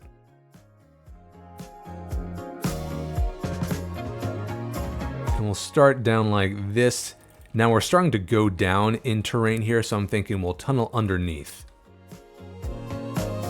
Oh, nice. And I already placed this, so I don't care.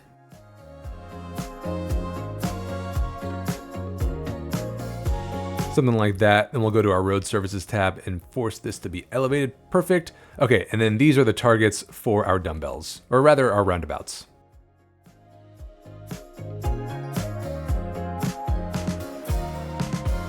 Let's begin by upgrading this stretch to be 6 lanes so we can have on and off lanes. And then we'll get a 2-lane, 2-way highway and curve right into there.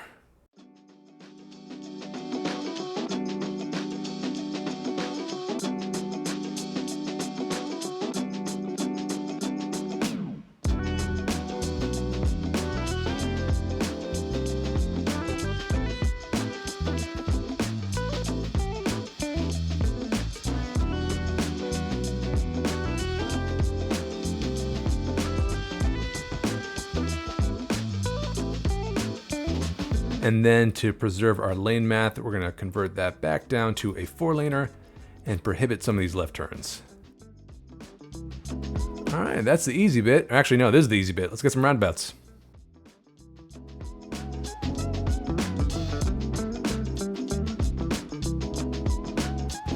And then finally some cleanup.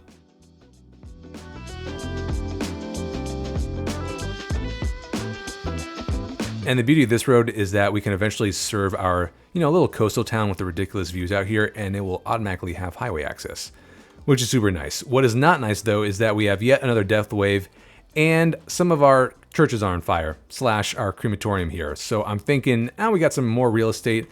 Let's get another fire station since they only just arrived, and I think that just happened. But you can see they're still pretty far away. So let's get the, which one?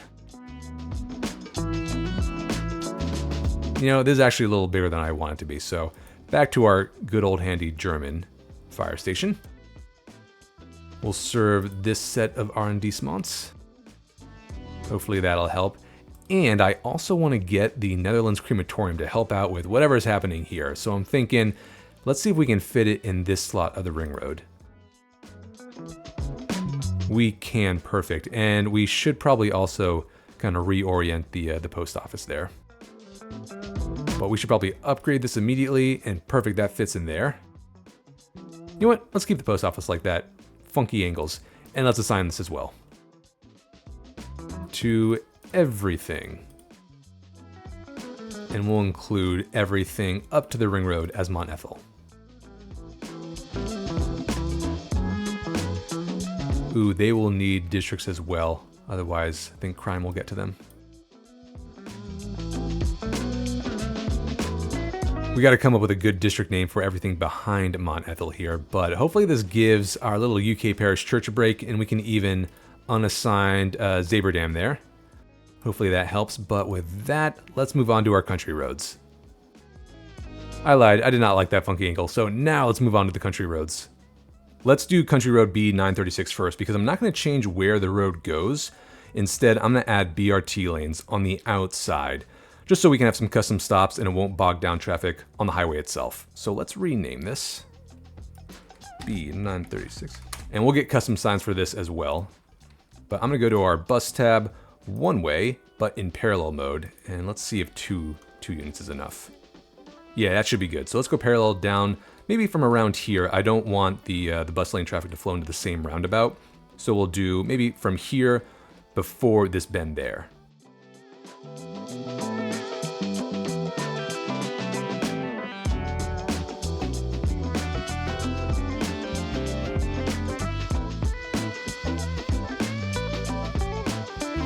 All right, I think that is good. So now let's get some intersections leading back to the country road.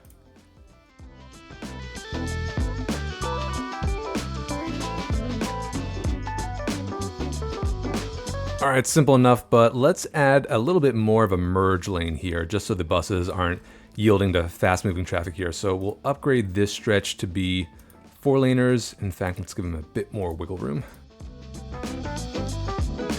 And I guess we can just continue this asymmetric all the way into that lane.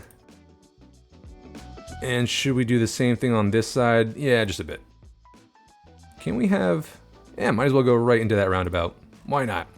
Okay, and once we do the bus loop itself, we will add temporary or placeholder stops along here, just so we don't forget to serve this area once we develop with more bus stops.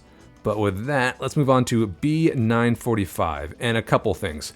One, this is the sharpest right turn I've ever seen, so we should have done a slip lane. But I'm thinking we'll just come out at more of a 90, and if we still need a slip lane, we can do that. But then we'll come over the stream here. We're going to redo this interchange because, as you can see, if you're going west on A1, there's no way to get onto the country road. So I'm thinking let's do something similar over to the train yard, this dumbbell interchange, which has these nice big roundabouts, free-flowing traffic, and since we're going into the industrial annex and we'll have some big semis, I imagine, we'll do roundabouts without decoration so they can hop the curb. But let's begin by, just pretty much demolishing the entire road here.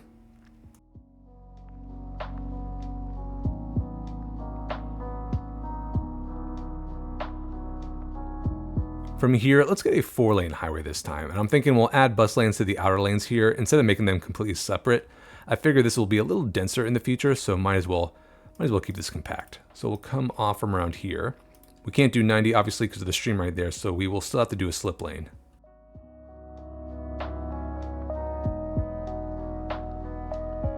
Something like that, or we should probably make this an asymmetric one so they don't have to yield.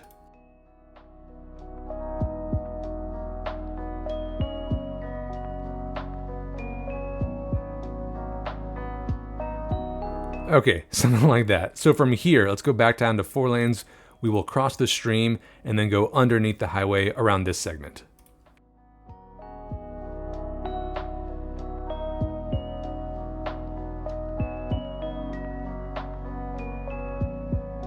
All right, from here, level terrain tool. If this is at 81, let's go down to, around 70 should be okay. But then we'll slope down here and slope up. Actually, what was that ascent? All right, 5%, that's good. And I'm thinking, once we continue through this stretch, we'll branch off to the right and connect to this road right here. So let's upgrade this to be 2-laner, and this will be B945 as well, going right into A10. And yes, it's gonna break some of these houses, but you know what? Everything's broken over here anyway. So let's just delete the decrepit ones, and then we can get some pipes leading back here.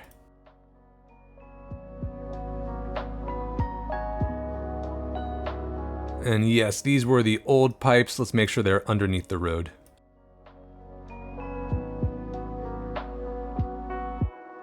We might not even need the power right now, but let's turn this segment or this stretch of the highway into elevated segments. And to do that, we'll create nodes around here and here, and then we'll back up even farther to get our merge and exit lanes.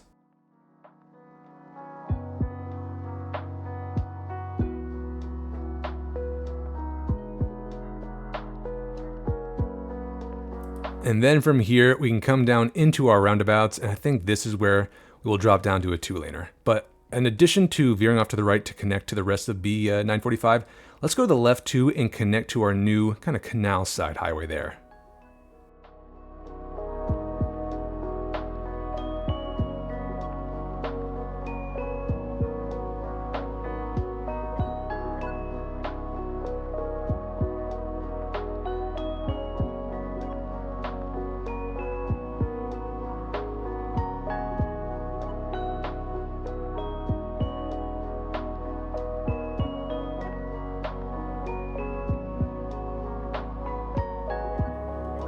Okay, final piece of the puzzle, we'll get our roundabouts here, and let's go again for ones that don't have anything in the middle. Do some nice floral ones. And that is all connected. So last bit, we're going to snake down here to the left, and I think we'll have to do some switchbacks because this is pretty steep terrain. And honestly, I probably should have done that with spruce lane to begin with. We'll see. We'll see what that angle's like. But let's bring back this stretch to start. And let's curve to the right first to connect to the rest of B945, and then another road to the left.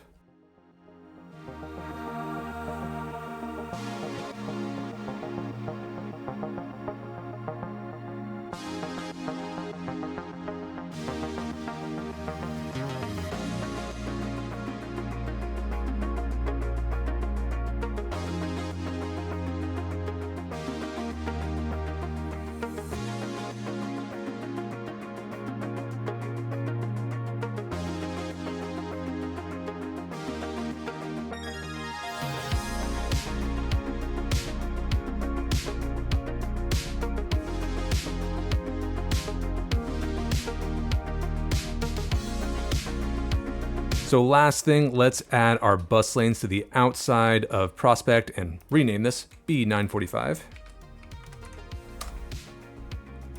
And that should continue all the way through here. Let's see. Yep, all right, perfect. And if this seems a little superfluous, like just this small stretch to be dedicated to buses, once we add some density here and get more stops and more intersections, hopefully that helps, especially once this starts backing up. We don't want bus lanes or buses in transit to be backed up, behind all this. In fact, we can even add a few more, I think. Something like that. And now this intersection is getting bogged down because of all these people turning left. And we could upgrade this to be 5-lane asymmetric with a dedicated left turn lane. But my question is, why are you turning left here anyway? If you're coming off the country road, or over here on the ring road, you have a much more direct shot right into the heart of that roundabout there via Hamilton. So I'm not really sure what's going on with the pathfinding there. To that end though, I think I'm going to prohibit left turn lanes here. And then let's upgrade this stretch to be 2 lanes going in.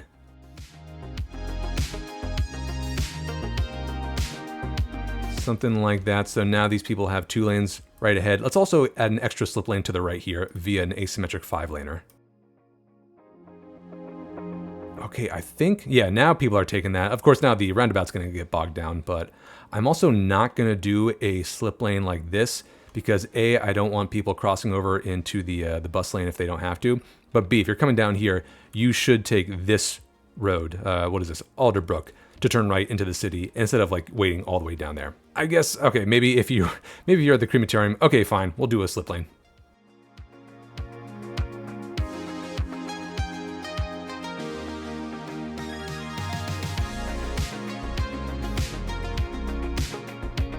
And is that everything? I think that is pretty much everything we can do, except maybe rename Sterling to the actual ring road.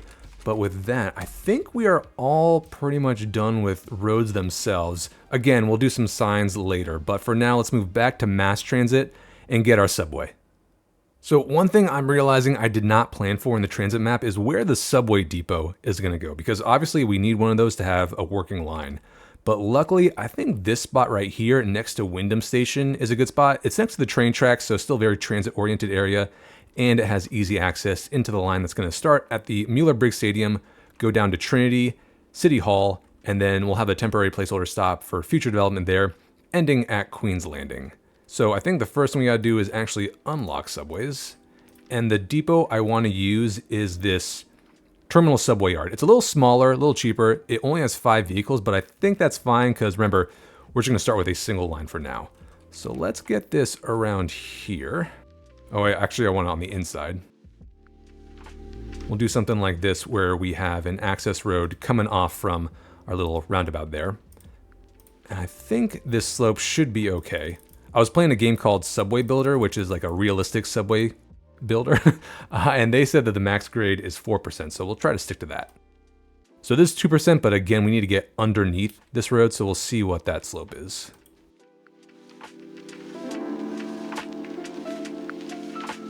So let's get a single 2-way subway track here. Constant slope, we'll come off of this one first. 3.4. All right, let's start going down now. Ooh, this might be a little tight. Oh, come on, 4.5%. All right, I'm just going to do that, and then we can use Move It to kind of fidget with that number. And naturally, it will not become a tunnel segment unless I force it. And that is an exceptionally clean tunnel entrance. I'm surprised it went so well. Let's hook up our depot to the road, and then we can start doing the stops themselves, which should be fairly straightforward. We're obviously going to do underground stops for all this. This is going to be like a London underground tube. If we ever extend the subway out into the suburbs, then we can do elevated segments, but obviously we have zero room for elevated segments here.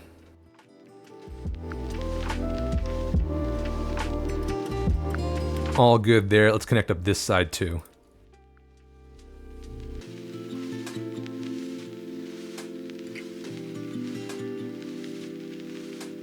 And we should probably upgrade this entire stretch to be double lanes.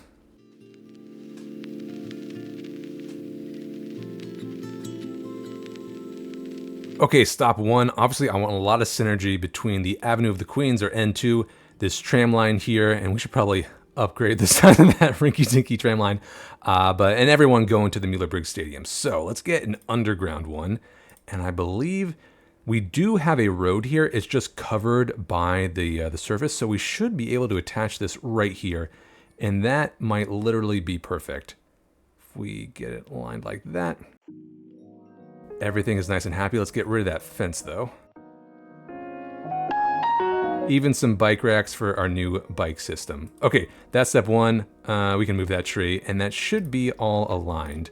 If we curve around. Yeah, that should be plenty gentle. Next stop is, of course, by Trinity Station, and I'm wondering if we can place it down here in front. If we just get rid of this fountain. You got enough fountains in this city. Will that also be perfect? If we go this way, that might also just be perfect. Oh, man.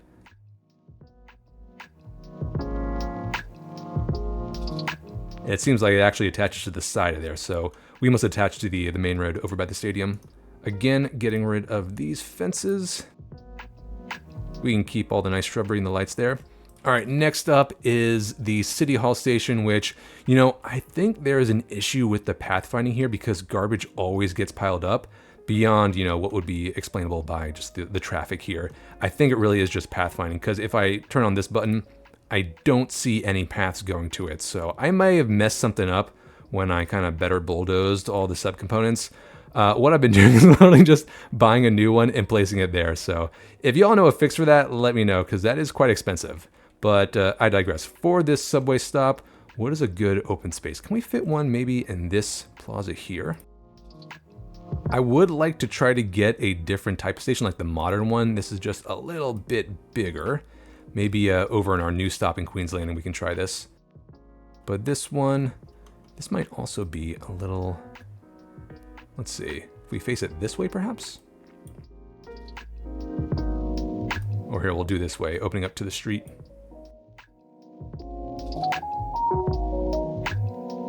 And that business might be mad, but we can just shift this over with Move It.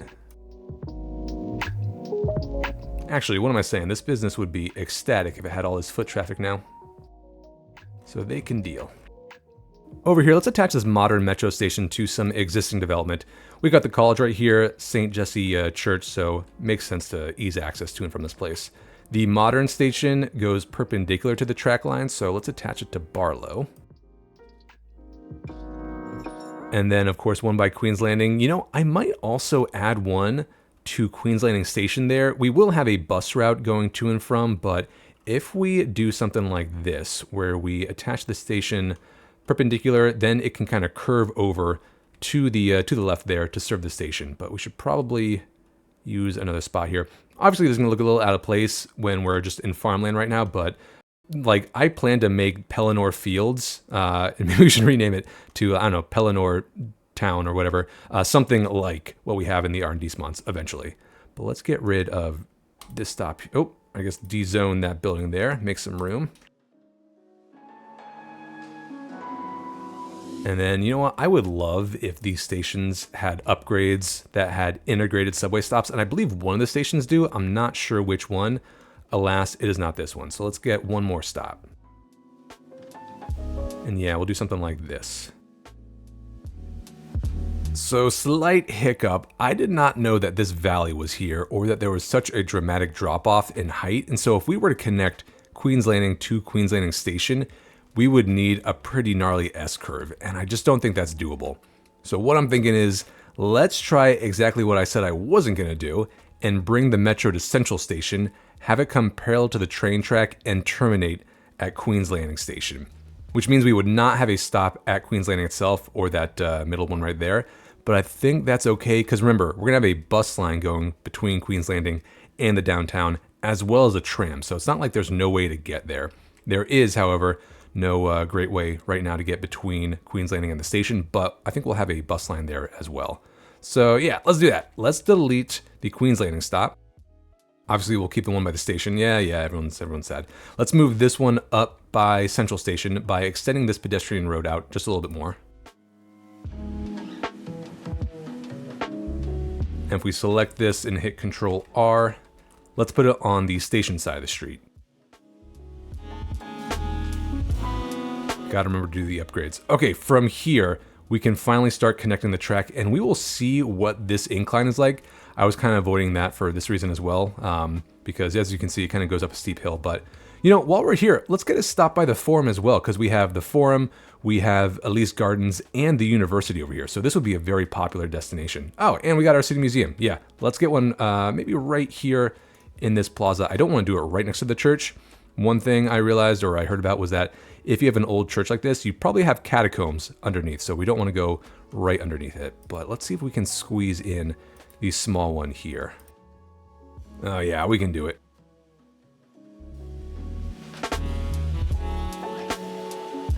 And then let's go straight into the City Hall station. But from there, I think we are ready to connect everything up. So double track, yeah, we're down at 20. Let's connect them up.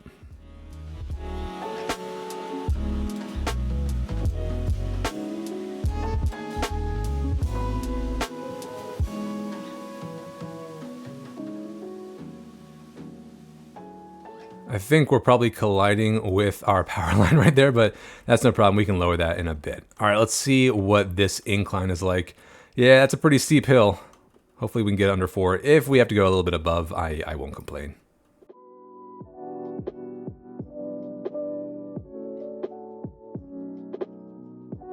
Let's come up like this, and then we can swing around to the right. 8%. All right, let's try that again.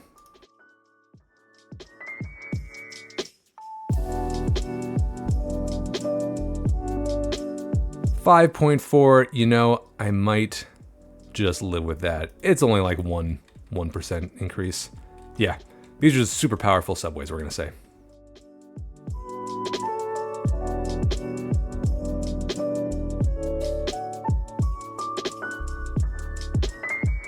And luckily, it doesn't look like any of the lines are poking out. I did have the forced tunnel option on, but with that, I think we're okay. You know, I was thinking we could also eventually have another subway line do the original route, ending at Queen's Landing. But again, we're gonna have a tram line, we're gonna have a bus line, so I don't think that's necessary now.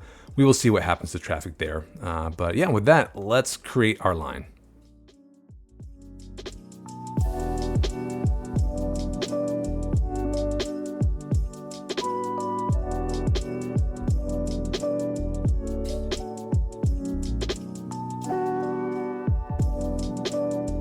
And you know, I was wondering if I should name these like AVM subway, you know, AVM ferry, but I'm gonna try to get the decals on all the stops and signs, so we will see that way. But I think this is the right move.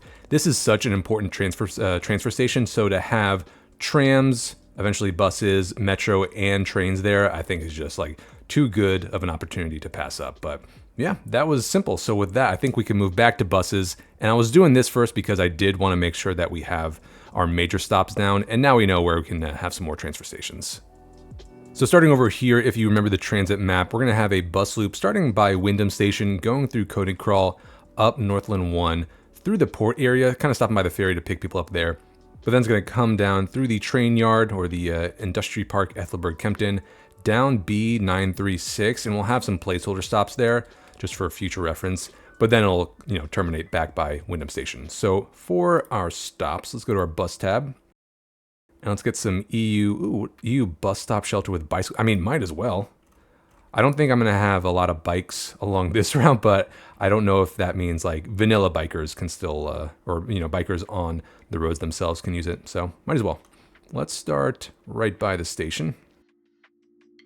Or I guess it would be on this side. Have a stop by this intersection. Get a little space between that and the roundabout. Definitely one by the entrance to our Koenig Crawl area. So by this park, I think is a good stop.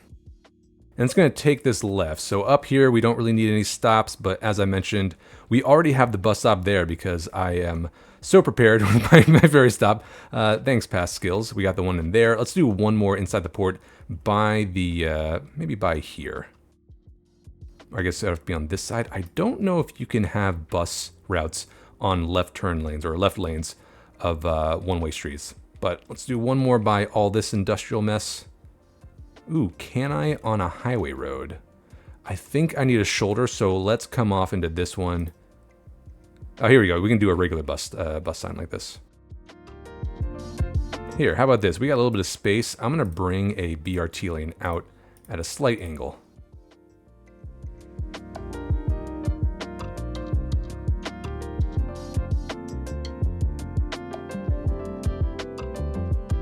And then we can attach the bus stop to that.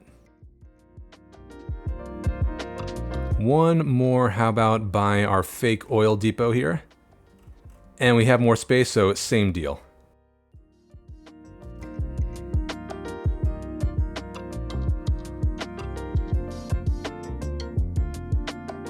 And then, oh yeah, I'll take this exit here. So yes, we are before that. Go through here. Do we need a stop by? Nah, that's just a bus depot. We don't need that. Then coming down here, again, some placeholder stops on our BRT lanes. And then, yeah, it'll go all the way up to back to Wyndham Station. Okay, let's make the loop.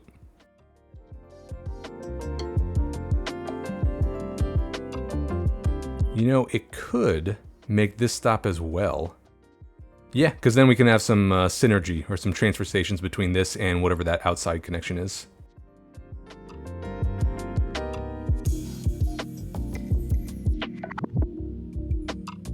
Why are you going through the cargo routes like that? That is, oh, maybe because it's on the wrong side. All right, yeah, I got to put that on this side. Let's do it by this parking lot. It's probably a much better spot. Oh, I did that because we have the train station there. I still think that's a walkable distance, so yeah, we'll do that. Got to remember to do that once I come back.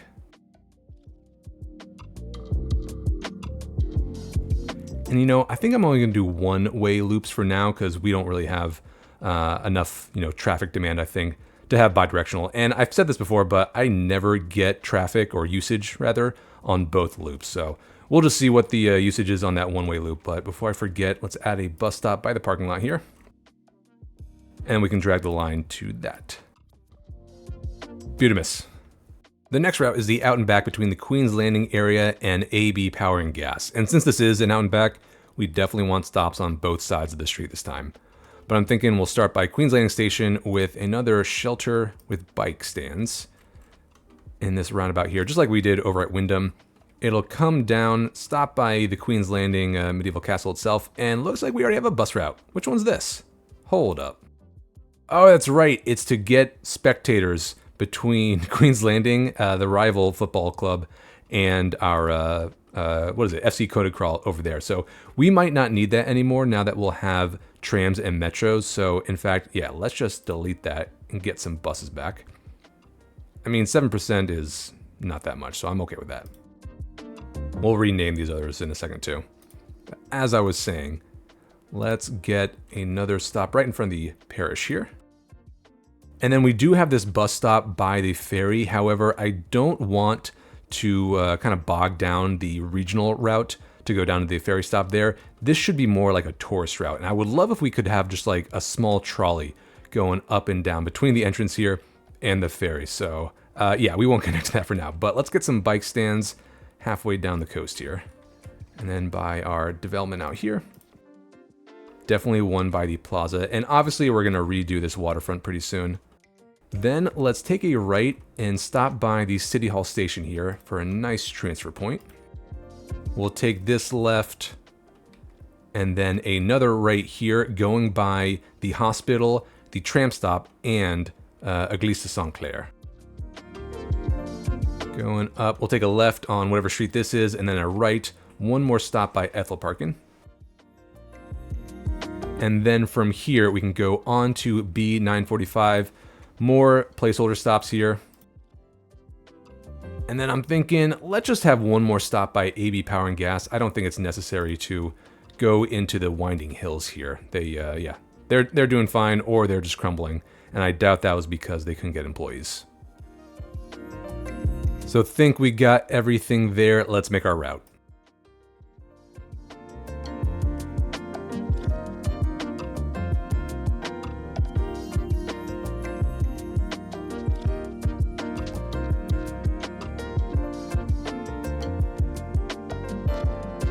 The final route is of course the one along the ring road here, and since it's not an actual ring, this will be an out and back as well between Wyndham and Queen's Landing, so we'll need stops on both sides again. But if we start over at Wyndham, we can repurpose some of the stops we made for the port loop there, although obviously we will need some for the opposite direction. Same over here. For this one, we don't need to go up into the stadium stop there. Let's get 2 by Aethelburg. Definitely by Mont Ethel Station here. I feel like that's a close enough walk. We'll do one kind of a placeholder route for future development here. And then, of course, by Central Station. Now, I've been thinking about this. We want to have routes in both directions. However, I don't really want people to stop on this side and then have to walk all the way here across this major artery. So instead, what we're going to do is 2 EU bus stop signs. We'll have 2 stops. And in our mind, they will have signs telling people which direction that route is going. And then, oh, we already have the bus stop over there for the final one. And apparently we don't have enough buses. I have a sneaking suspicion that that assigned way too many. For 0% usage, let's bring this all the way down. Same for this one. For 9% usage, let's bring this down. But all buses should be free. Actually, as I'm here, let's add one more set of stops at that intersection there. Okay, that should be good. So let's make the route now.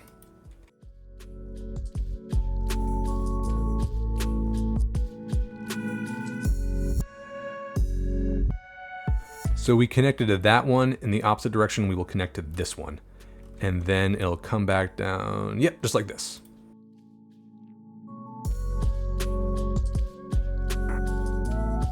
And lovely. I'm wondering if there's too much space in between Aethelburg and Königkral there, that stop. Let's get one by here since the high school is right there. And while we're in the area, I don't know if I like having the bus lanes on the bridge here, although it does give bikers a bit more space. Okay, I take it back. We'll keep that there, see what that does to traffic. However, I will downgrade this to be one without a median just to make, yep, that line up perfectly. And then I've been eyeballing this. I don't know. This bothers me. If you have strong thoughts, let me know. We can try to play with the lane math there. But I think that is all well and good. Let's get rid of these trees. And for the naming convention, let's take a look at our routes. So this is the outside connection. Bus line 2 is the, we're going to call this the port loop. Number 3, if I could click the right button. Number 3 is the Queen's Landing, or we'll do Industrial Annex route. And then finally, the Ring Road route.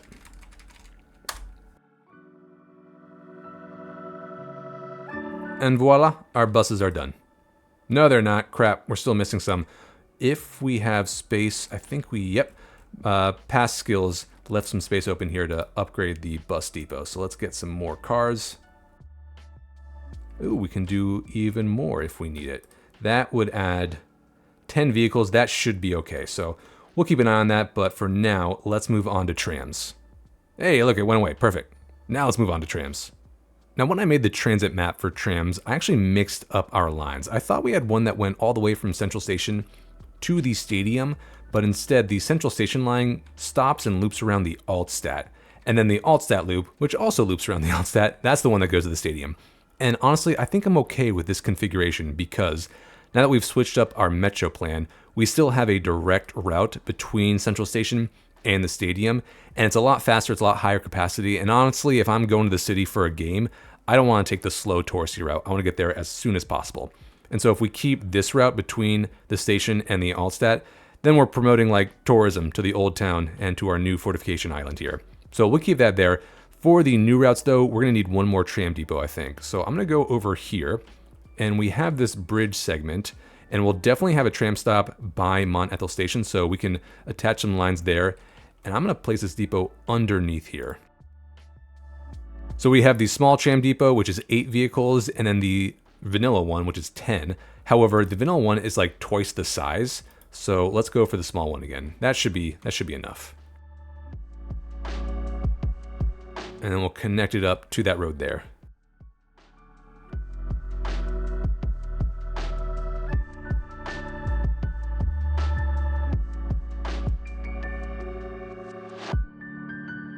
I think 7.5% for a tram is probably fine. But that's all hooked up. We will add our lines to the road there in a second. But let's do the Tridente loop first. And so we're going to come, starting over here, get our double tram track replace tool. And we're going to go up this avenue. We're going to have a stop by Central Station, of course. And then we have a transfer point to that tram route. We're going to have to upgrade the one-way to be bi-directional. Yeah, something like that. And then we'll come down here, but we'll stop at this roundabout, which will then kind of veer off up to the cathedral. And that way we can avoid our big roundabout there, which was kind of a pain to work with over here. And actually, did I just kind of ram through a roundabout here? I did. This needs to be vanilla. There you go. Now it goes over the roundabout itself. So we're coming down here. We'll do the same treatment to that roundabout, unfortunately, but up to St. Stephen's Cathedral. Oh wait, no. St. Stephen's or St. Andrew's Cathedral. That's right. I think the base asset is called St. Stephen's, but we named it St. Andrew. And now we're connecting to existing tram lines. I think that might be a little bit of a tight turn. I mean, the game is making it, but not sure I like that. So let's instead come down this way to that roundabout. It would be cool if we had a transfer point to the City Hall station and the bus route there, but I don't want to get this too crowded with buses and trams. And honestly, that's just 2 blocks away, so I think that should be okay. But then we're going to come down the coast and reconnect up here.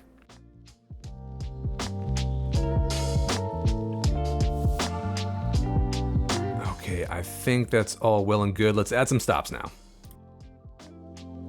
For this one, we're going to do one by the bus stops there and by St.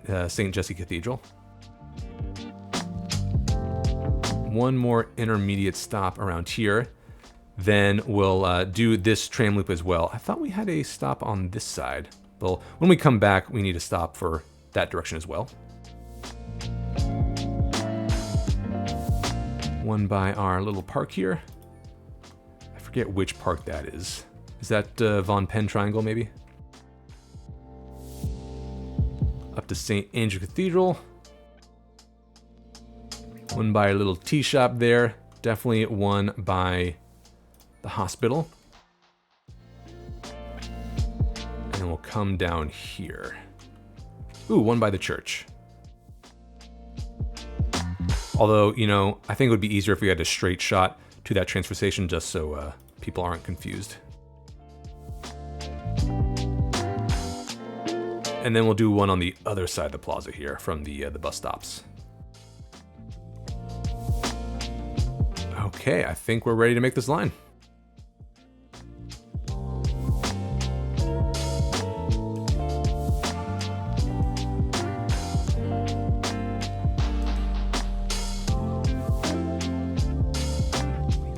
You know, I'm wondering if I should bring these stops a little closer to the bus and this tram line. Yeah, we will do that in a second.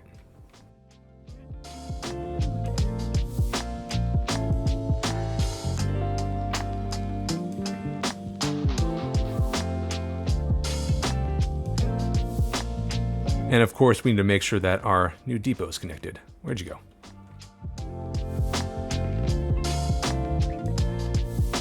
So we'll let this depot do its thing and send out the cars, but let's rename those lines very quickly. And I'm thinking Tridente clockwise and counterclockwise.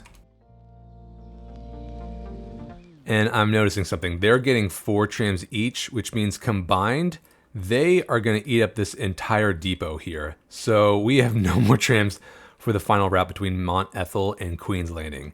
However, we do have these small tram depots here. They're only 2 vehicles a pop, but I'm thinking we have this space in between the depot and the edge of the bridge. Let's bring a road down there and stack a few behind it, and then it can look like a single tram depot facility still. Grab that elevation, go down here. Grab a 2-lane road coming off to the side. And then we'll attach these small ones right behind it. Yeah, just like that. That's perfect. And boom, we basically just added 6 new trams to our entire system. So that's all set up. We'll see some trams go out there. Let's connect up the tracks now. So instead of going to the right here, this one, we're going to go to the left and serve the outside of the 5th arrondissement. Cut through these roads here. And then we'll share this track, but then turn left down the coast to this point, after which we will do a one-way loop. And of course, we're going to have to upgrade this dirt road to be trammable, which means we're really going to piss off these villagers yet again.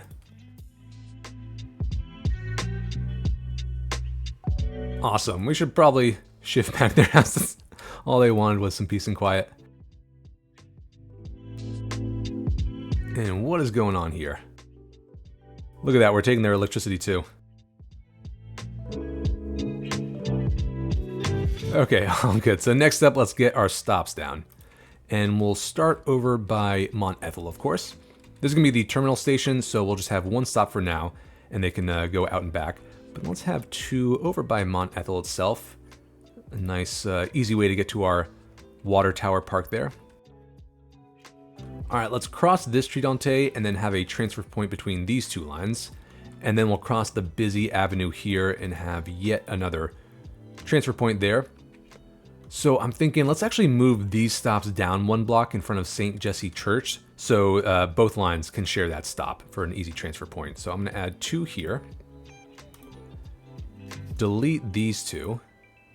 And then with the line tool, we can just drag the existing line to these new stops. Just like that. We'll share those stops as well. Let's get maybe 1 by this bus stop here. And this is the part where we are in a one-way loop, so we don't need both, or 1 on both sides here. Stop in front of Queen's Landing itself, and then how about 1 by the Sleepy Village? Yeah, right in front of this house. just really make them mad. Okay, and then we're going to come down there and back to those stops there. All right, let's make the line.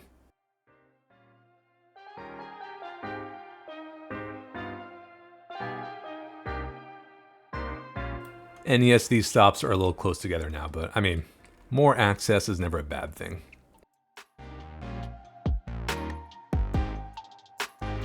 And we will call this one the Queen's Landing Mont Ethel line.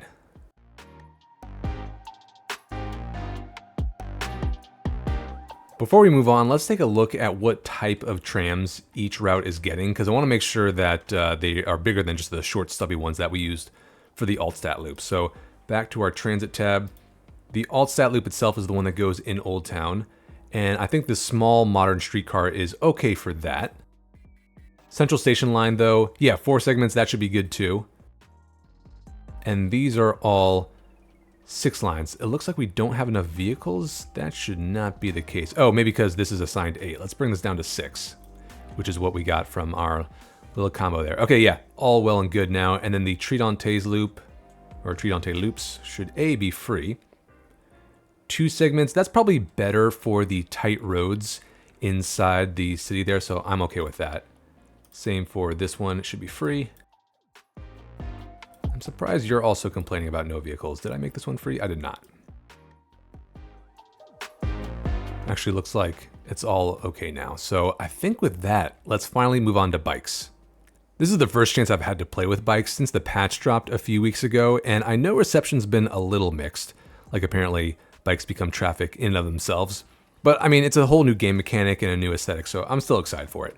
But let's begin with our Aethelburg bike loop that I had. Something to wet our palate with. And I think the map had it going just down 1 block. Let's go down 2. Obviously, we do not want bikes kind of zigzagging here, so we'll kind of cut across first and then make our way back. And we have a few options available to us. We have dedicated bike lanes, ones that are combos between sidewalks and bike lanes, and then ones with key walls, which are super cool. And I want to use this on the inside track here. So let's get rid of these connections just to make this easier. And then we'll use the replace tool to bring this all the way down. And I want to make sure the bikes are on the inside lane here. Just like that. And we got some kind of weird hump at the end here. Let's try this again.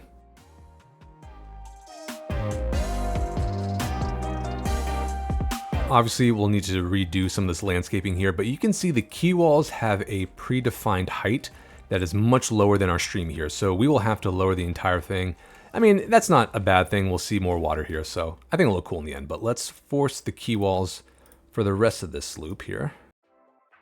And then we can reconnect these pathways here. I'm not going to go all the way to the other side for reasons that you'll see in a second. If I were to make this full connection, you can see it kind of changes the key wall on the outside, and I'm not really sure why it does that. I don't like it though, so we'll just make this kind of small connection here. Yes, they have to go through the bike lane, but they have to do that anyway. And then, as I mentioned, let's get a dedicated two-way bicycle path coming before the zigzags.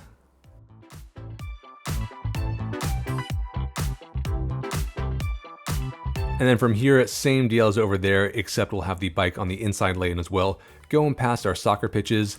And then we have the sidewalk here, so we don't need more pedestrian paths, but we'll use a dedicated two-way bike lane to go parallel to here, down through here to meet back up with the bike lanes there.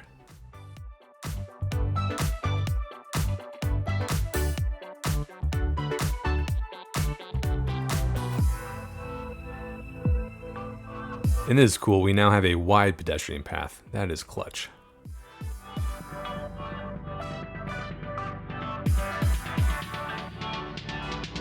And then just curve into there. All right, let's do a little bit of cleanup.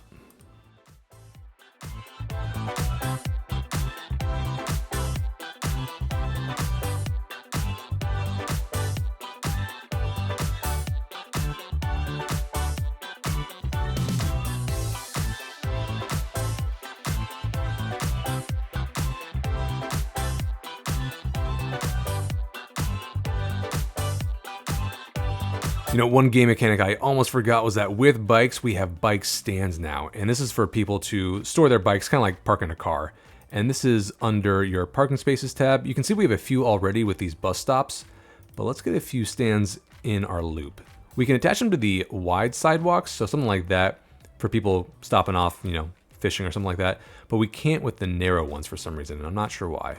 But let's get one on either side of our theater there, and then a dedicated parking hall attached to the road. So something to keep in mind when we do the other routes. But speaking of, let's do the coastal route next. And this is going to go from Levi Park, cut through here, down through the Avenue of the Queens, Northland 2. And that's going to be a little tough because, as you can see, this is a road builder road, so we're going to have to mess with that configuration. But then for the coastal road, or the road going by the plaza, I think for now, I'm just going to upgrade it to have bicycle lanes within it, instead of doing a dedicated pathway, because we will redo, or rather we will do this waterfront pretty soon, and we can do something more special with it then. But we'll continue all the way down to the ferry by Queen's Landing. So on our map, we said we're going to come down from this side of Levi Park, which still needs its pond restored. I keep forgetting to do that.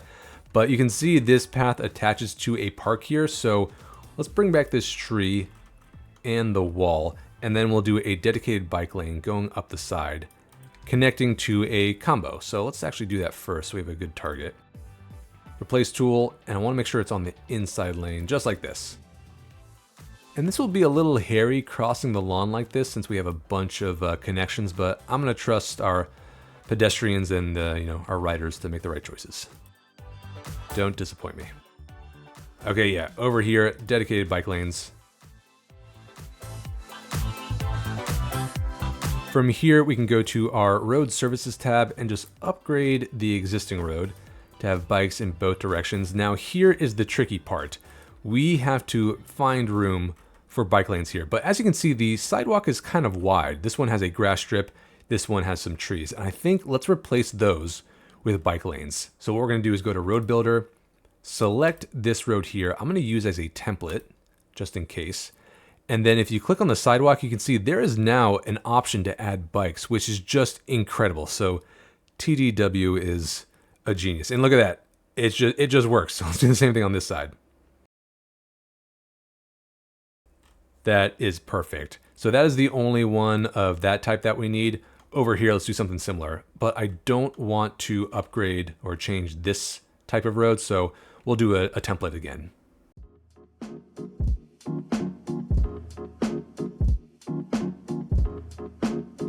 My simulation really doesn't like that. But from here, I'm going to exit out of Road Builder, Control P to get our new type of road, and then we will replace it all the way down to that roundabout.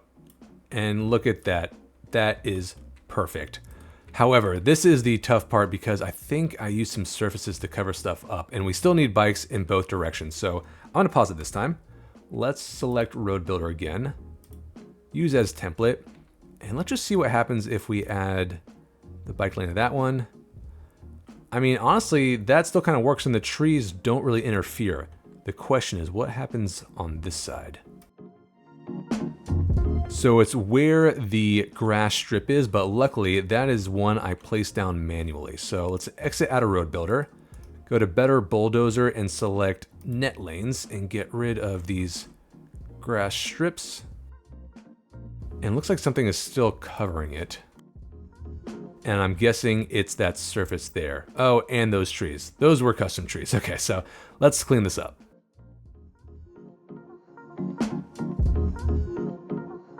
Actually, why do I have trees here if I have trees embedded in the road? Let's just delete these.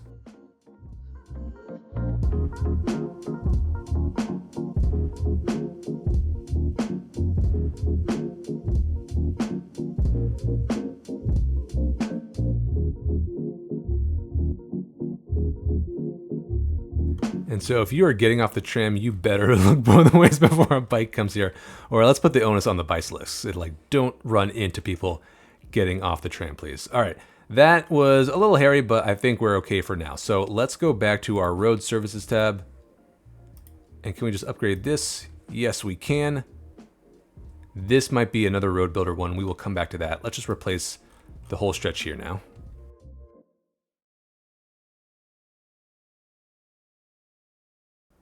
And that does take away parking, but I think, again, we will do a more custom bike path down the coast in the future.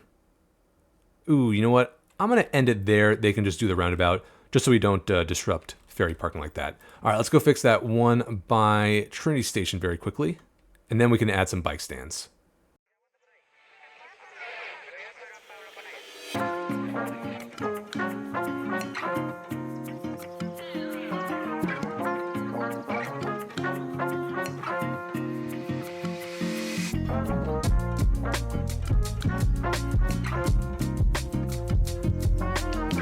And you know, those sidewalks were comically large, so I'm okay if we bring back the road a little bit. Those surfaces look a lot better, I think. And I just realized maybe I did custom trees here because these trees keep disappearing, but we'll come back to that. Look at all the usage we're getting from the Metro. That is so cool to see, but get out of the bike lane. Okay, next up, bike stands. And we'll get a few throughout the entire route.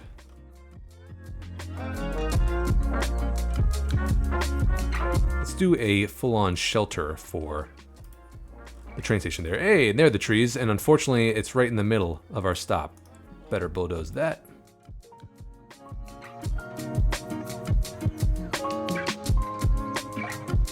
Next on the list, we have the Tree Dante route, basically a challenge to anyone who wants to go up and down these hills. So again, like we did before, I'm just going to go to our Road Services tab, and let's replace both sides here. And we can reuse the one that goes down the custom road, or the coastal road rather, but what happens if I add this to tram lanes? It should be okay. So we're gonna go up here, have a nice stop by, oh, can I not add these to pedestrian streets? I assume then that bikes can just inherently go on pedestrian streets, but let's come back down here now. And we might need to add some more parking because I'm getting rid of a bunch of it. Then back up the hill to the cathedral, down to here, and then we're gonna go back to Aethelburg.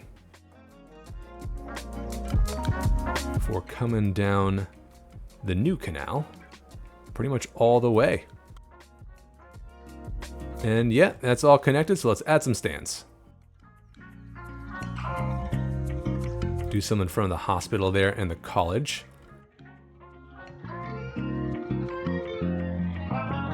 Definitely by the university and Von Penn Triangle. I love the names we came up with. And I think that's good. And now for the final transit route of this episode, which I fear is going to be like 3 hours long, and we have yet to play with the Right Everywhere mod. But let's do the bike route that connects all the churches of Aethelburg. And we're going to start over by Levi Park. I said I would plop down a new church, and we have a nice open plot of land here across from the plaza. So let's clear it out. And this is another Fragonard church, of course. Scroll all the way down. And we've used most of them, but there is a North American themed one that I feel like fits the British vibe a little bit more. We can say it's like colonial North American. Nice and humble. Let's get a surface underneath it and a fence.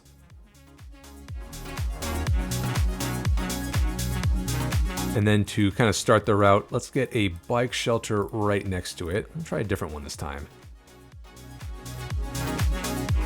So that is the start. And then I'm thinking let's upgrade this road to be 2 lanes like this, because this leads directly to Wyndham Station. And if you're coming from Cypress Wood, which is another kind of major road, that would be a good connection to have and not going through this narrow alleyway. So let's just replace this in place.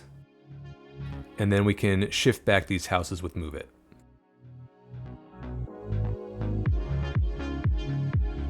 So that is step 1. And step 2 is to mark where all the churches are, because I don't know about you, but I cannot see them from here, except maybe St. Andrew's Cathedral. So what I want to do is, to make this easier, I'm going to use a static ploppable of an office tower. Let's get a tall one that we will not miss, and plop these down by each church so we know where this route needs to go. So we got our new one, which needs a name, the Old Mill Church, obviously Trinity. Then we have Queen Ethel Cathedral, but these are all pedestrian streets and I can't add dedicated bike lanes. So I assume that means that bikes can just go on there, as I mentioned. So we'll have that one, and then we have the other church right here. And I hope when I delete these static poppables, they don't ruin the remaining churches. From there, we can cross on Middle Street, come back down to serve the new Grandbach Church, and then make our way up to Église de Saint-Clair, whatever that one is in Zaberdam, up to St. Andrew's Cathedral, down to the Abbey of St. Luca around here, and then I think we got one more down here. I believe that's just St. Ethel's. We got to think of a better name for that. And then, of course, St. Jesse, moving out to the Queen's Landing Church, and then back. So again, for Queen's Landing, we'll just end the bike route there since we can't add bikes to our little cobblestone street there. Okay, that looks super cool. Love it. Let's connect them up.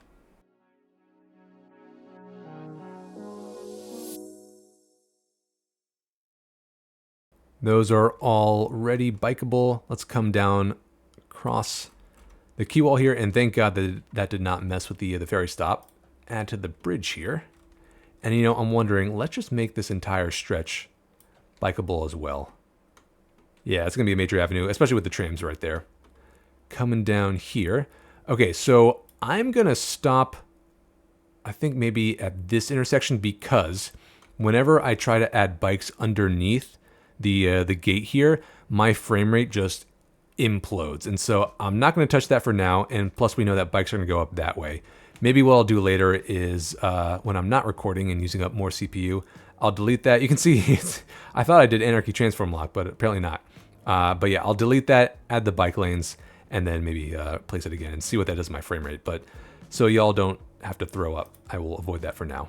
Let's add it back to maybe this road here in front of our tram stop there. Ooh, the bike lane will be underneath our surface, so instead, bikes will be coming this way, so we'll start from here.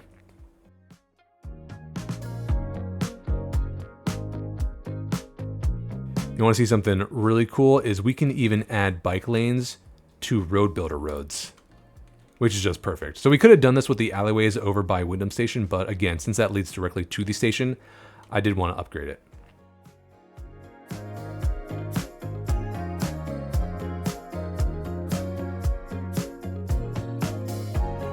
To Abbey of St. Luca. Let's see, how are we going to get here? Let's go down through this roundabout and then past Elise Gardens.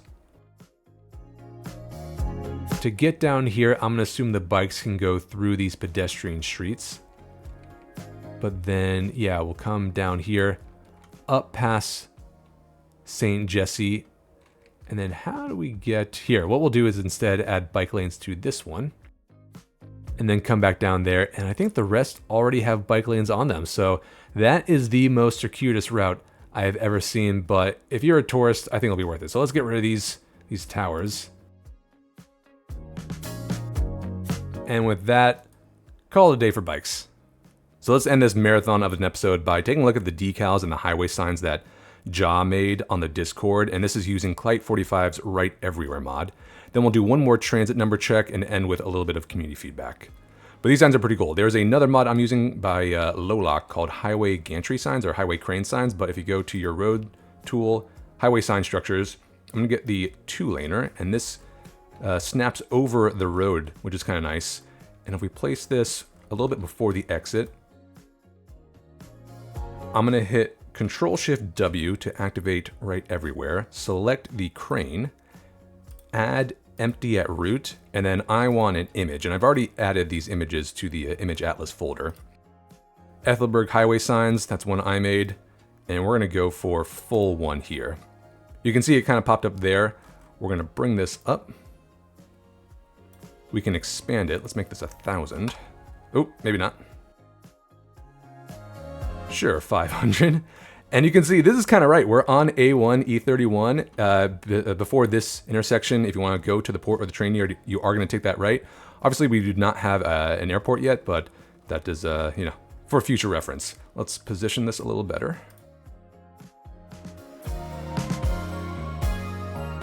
I mean, that really is incredible. And so thank you again, Ja, and thank you Clyde 45 for this Right Everywhere mod, and Lolock for the cranes here. So I'm going to go add a few more of these signs around the highways.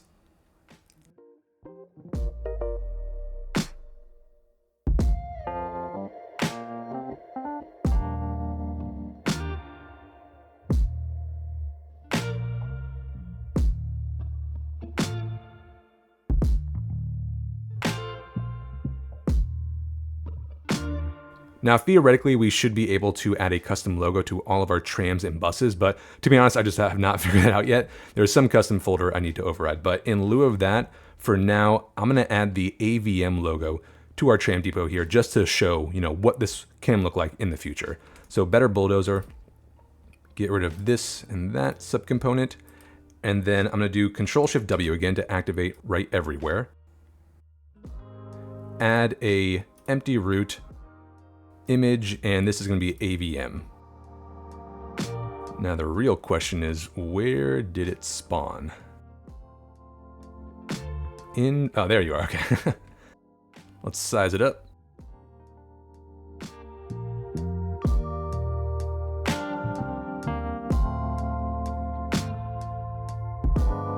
And really the beauty of Right Everywhere is that we could not do this with a decal, just have it floating in space. So this is perfect. I love this so much. So in terms of community feedback, there were a few items, but the overwhelming one was that I should not have put the logo on the soccer pitch. And apparently that was just a complete American move. So instead, let's get it underneath the kiosk here. And I don't know, is it sacrilegious to have items on top of our line here? Yeah, let's move the kiosks.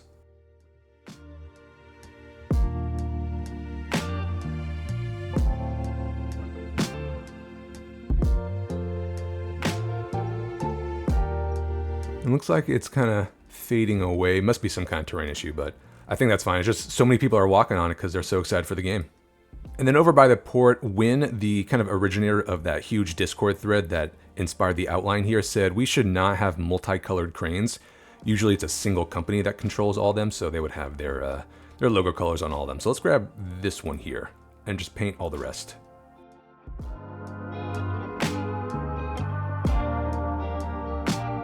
And then while we're in the area, let's get the Port Authority logo that I added to right everywhere as well. Let's get it on top of the port roof here. It is transparent, so I tried adding it on a crane, but it was kind of weird looking right through it. So yeah, we'll place it right on the roof. I'm gonna pause it, Control-Shift-W. Select our port entrance. And this is the Port Authority Atlas.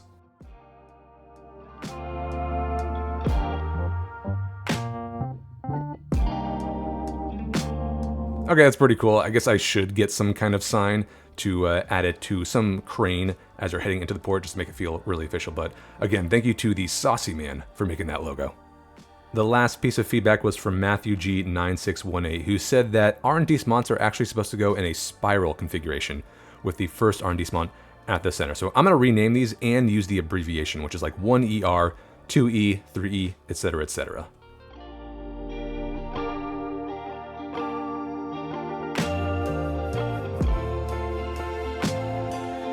And with that, we'll take one final look at our transit numbers.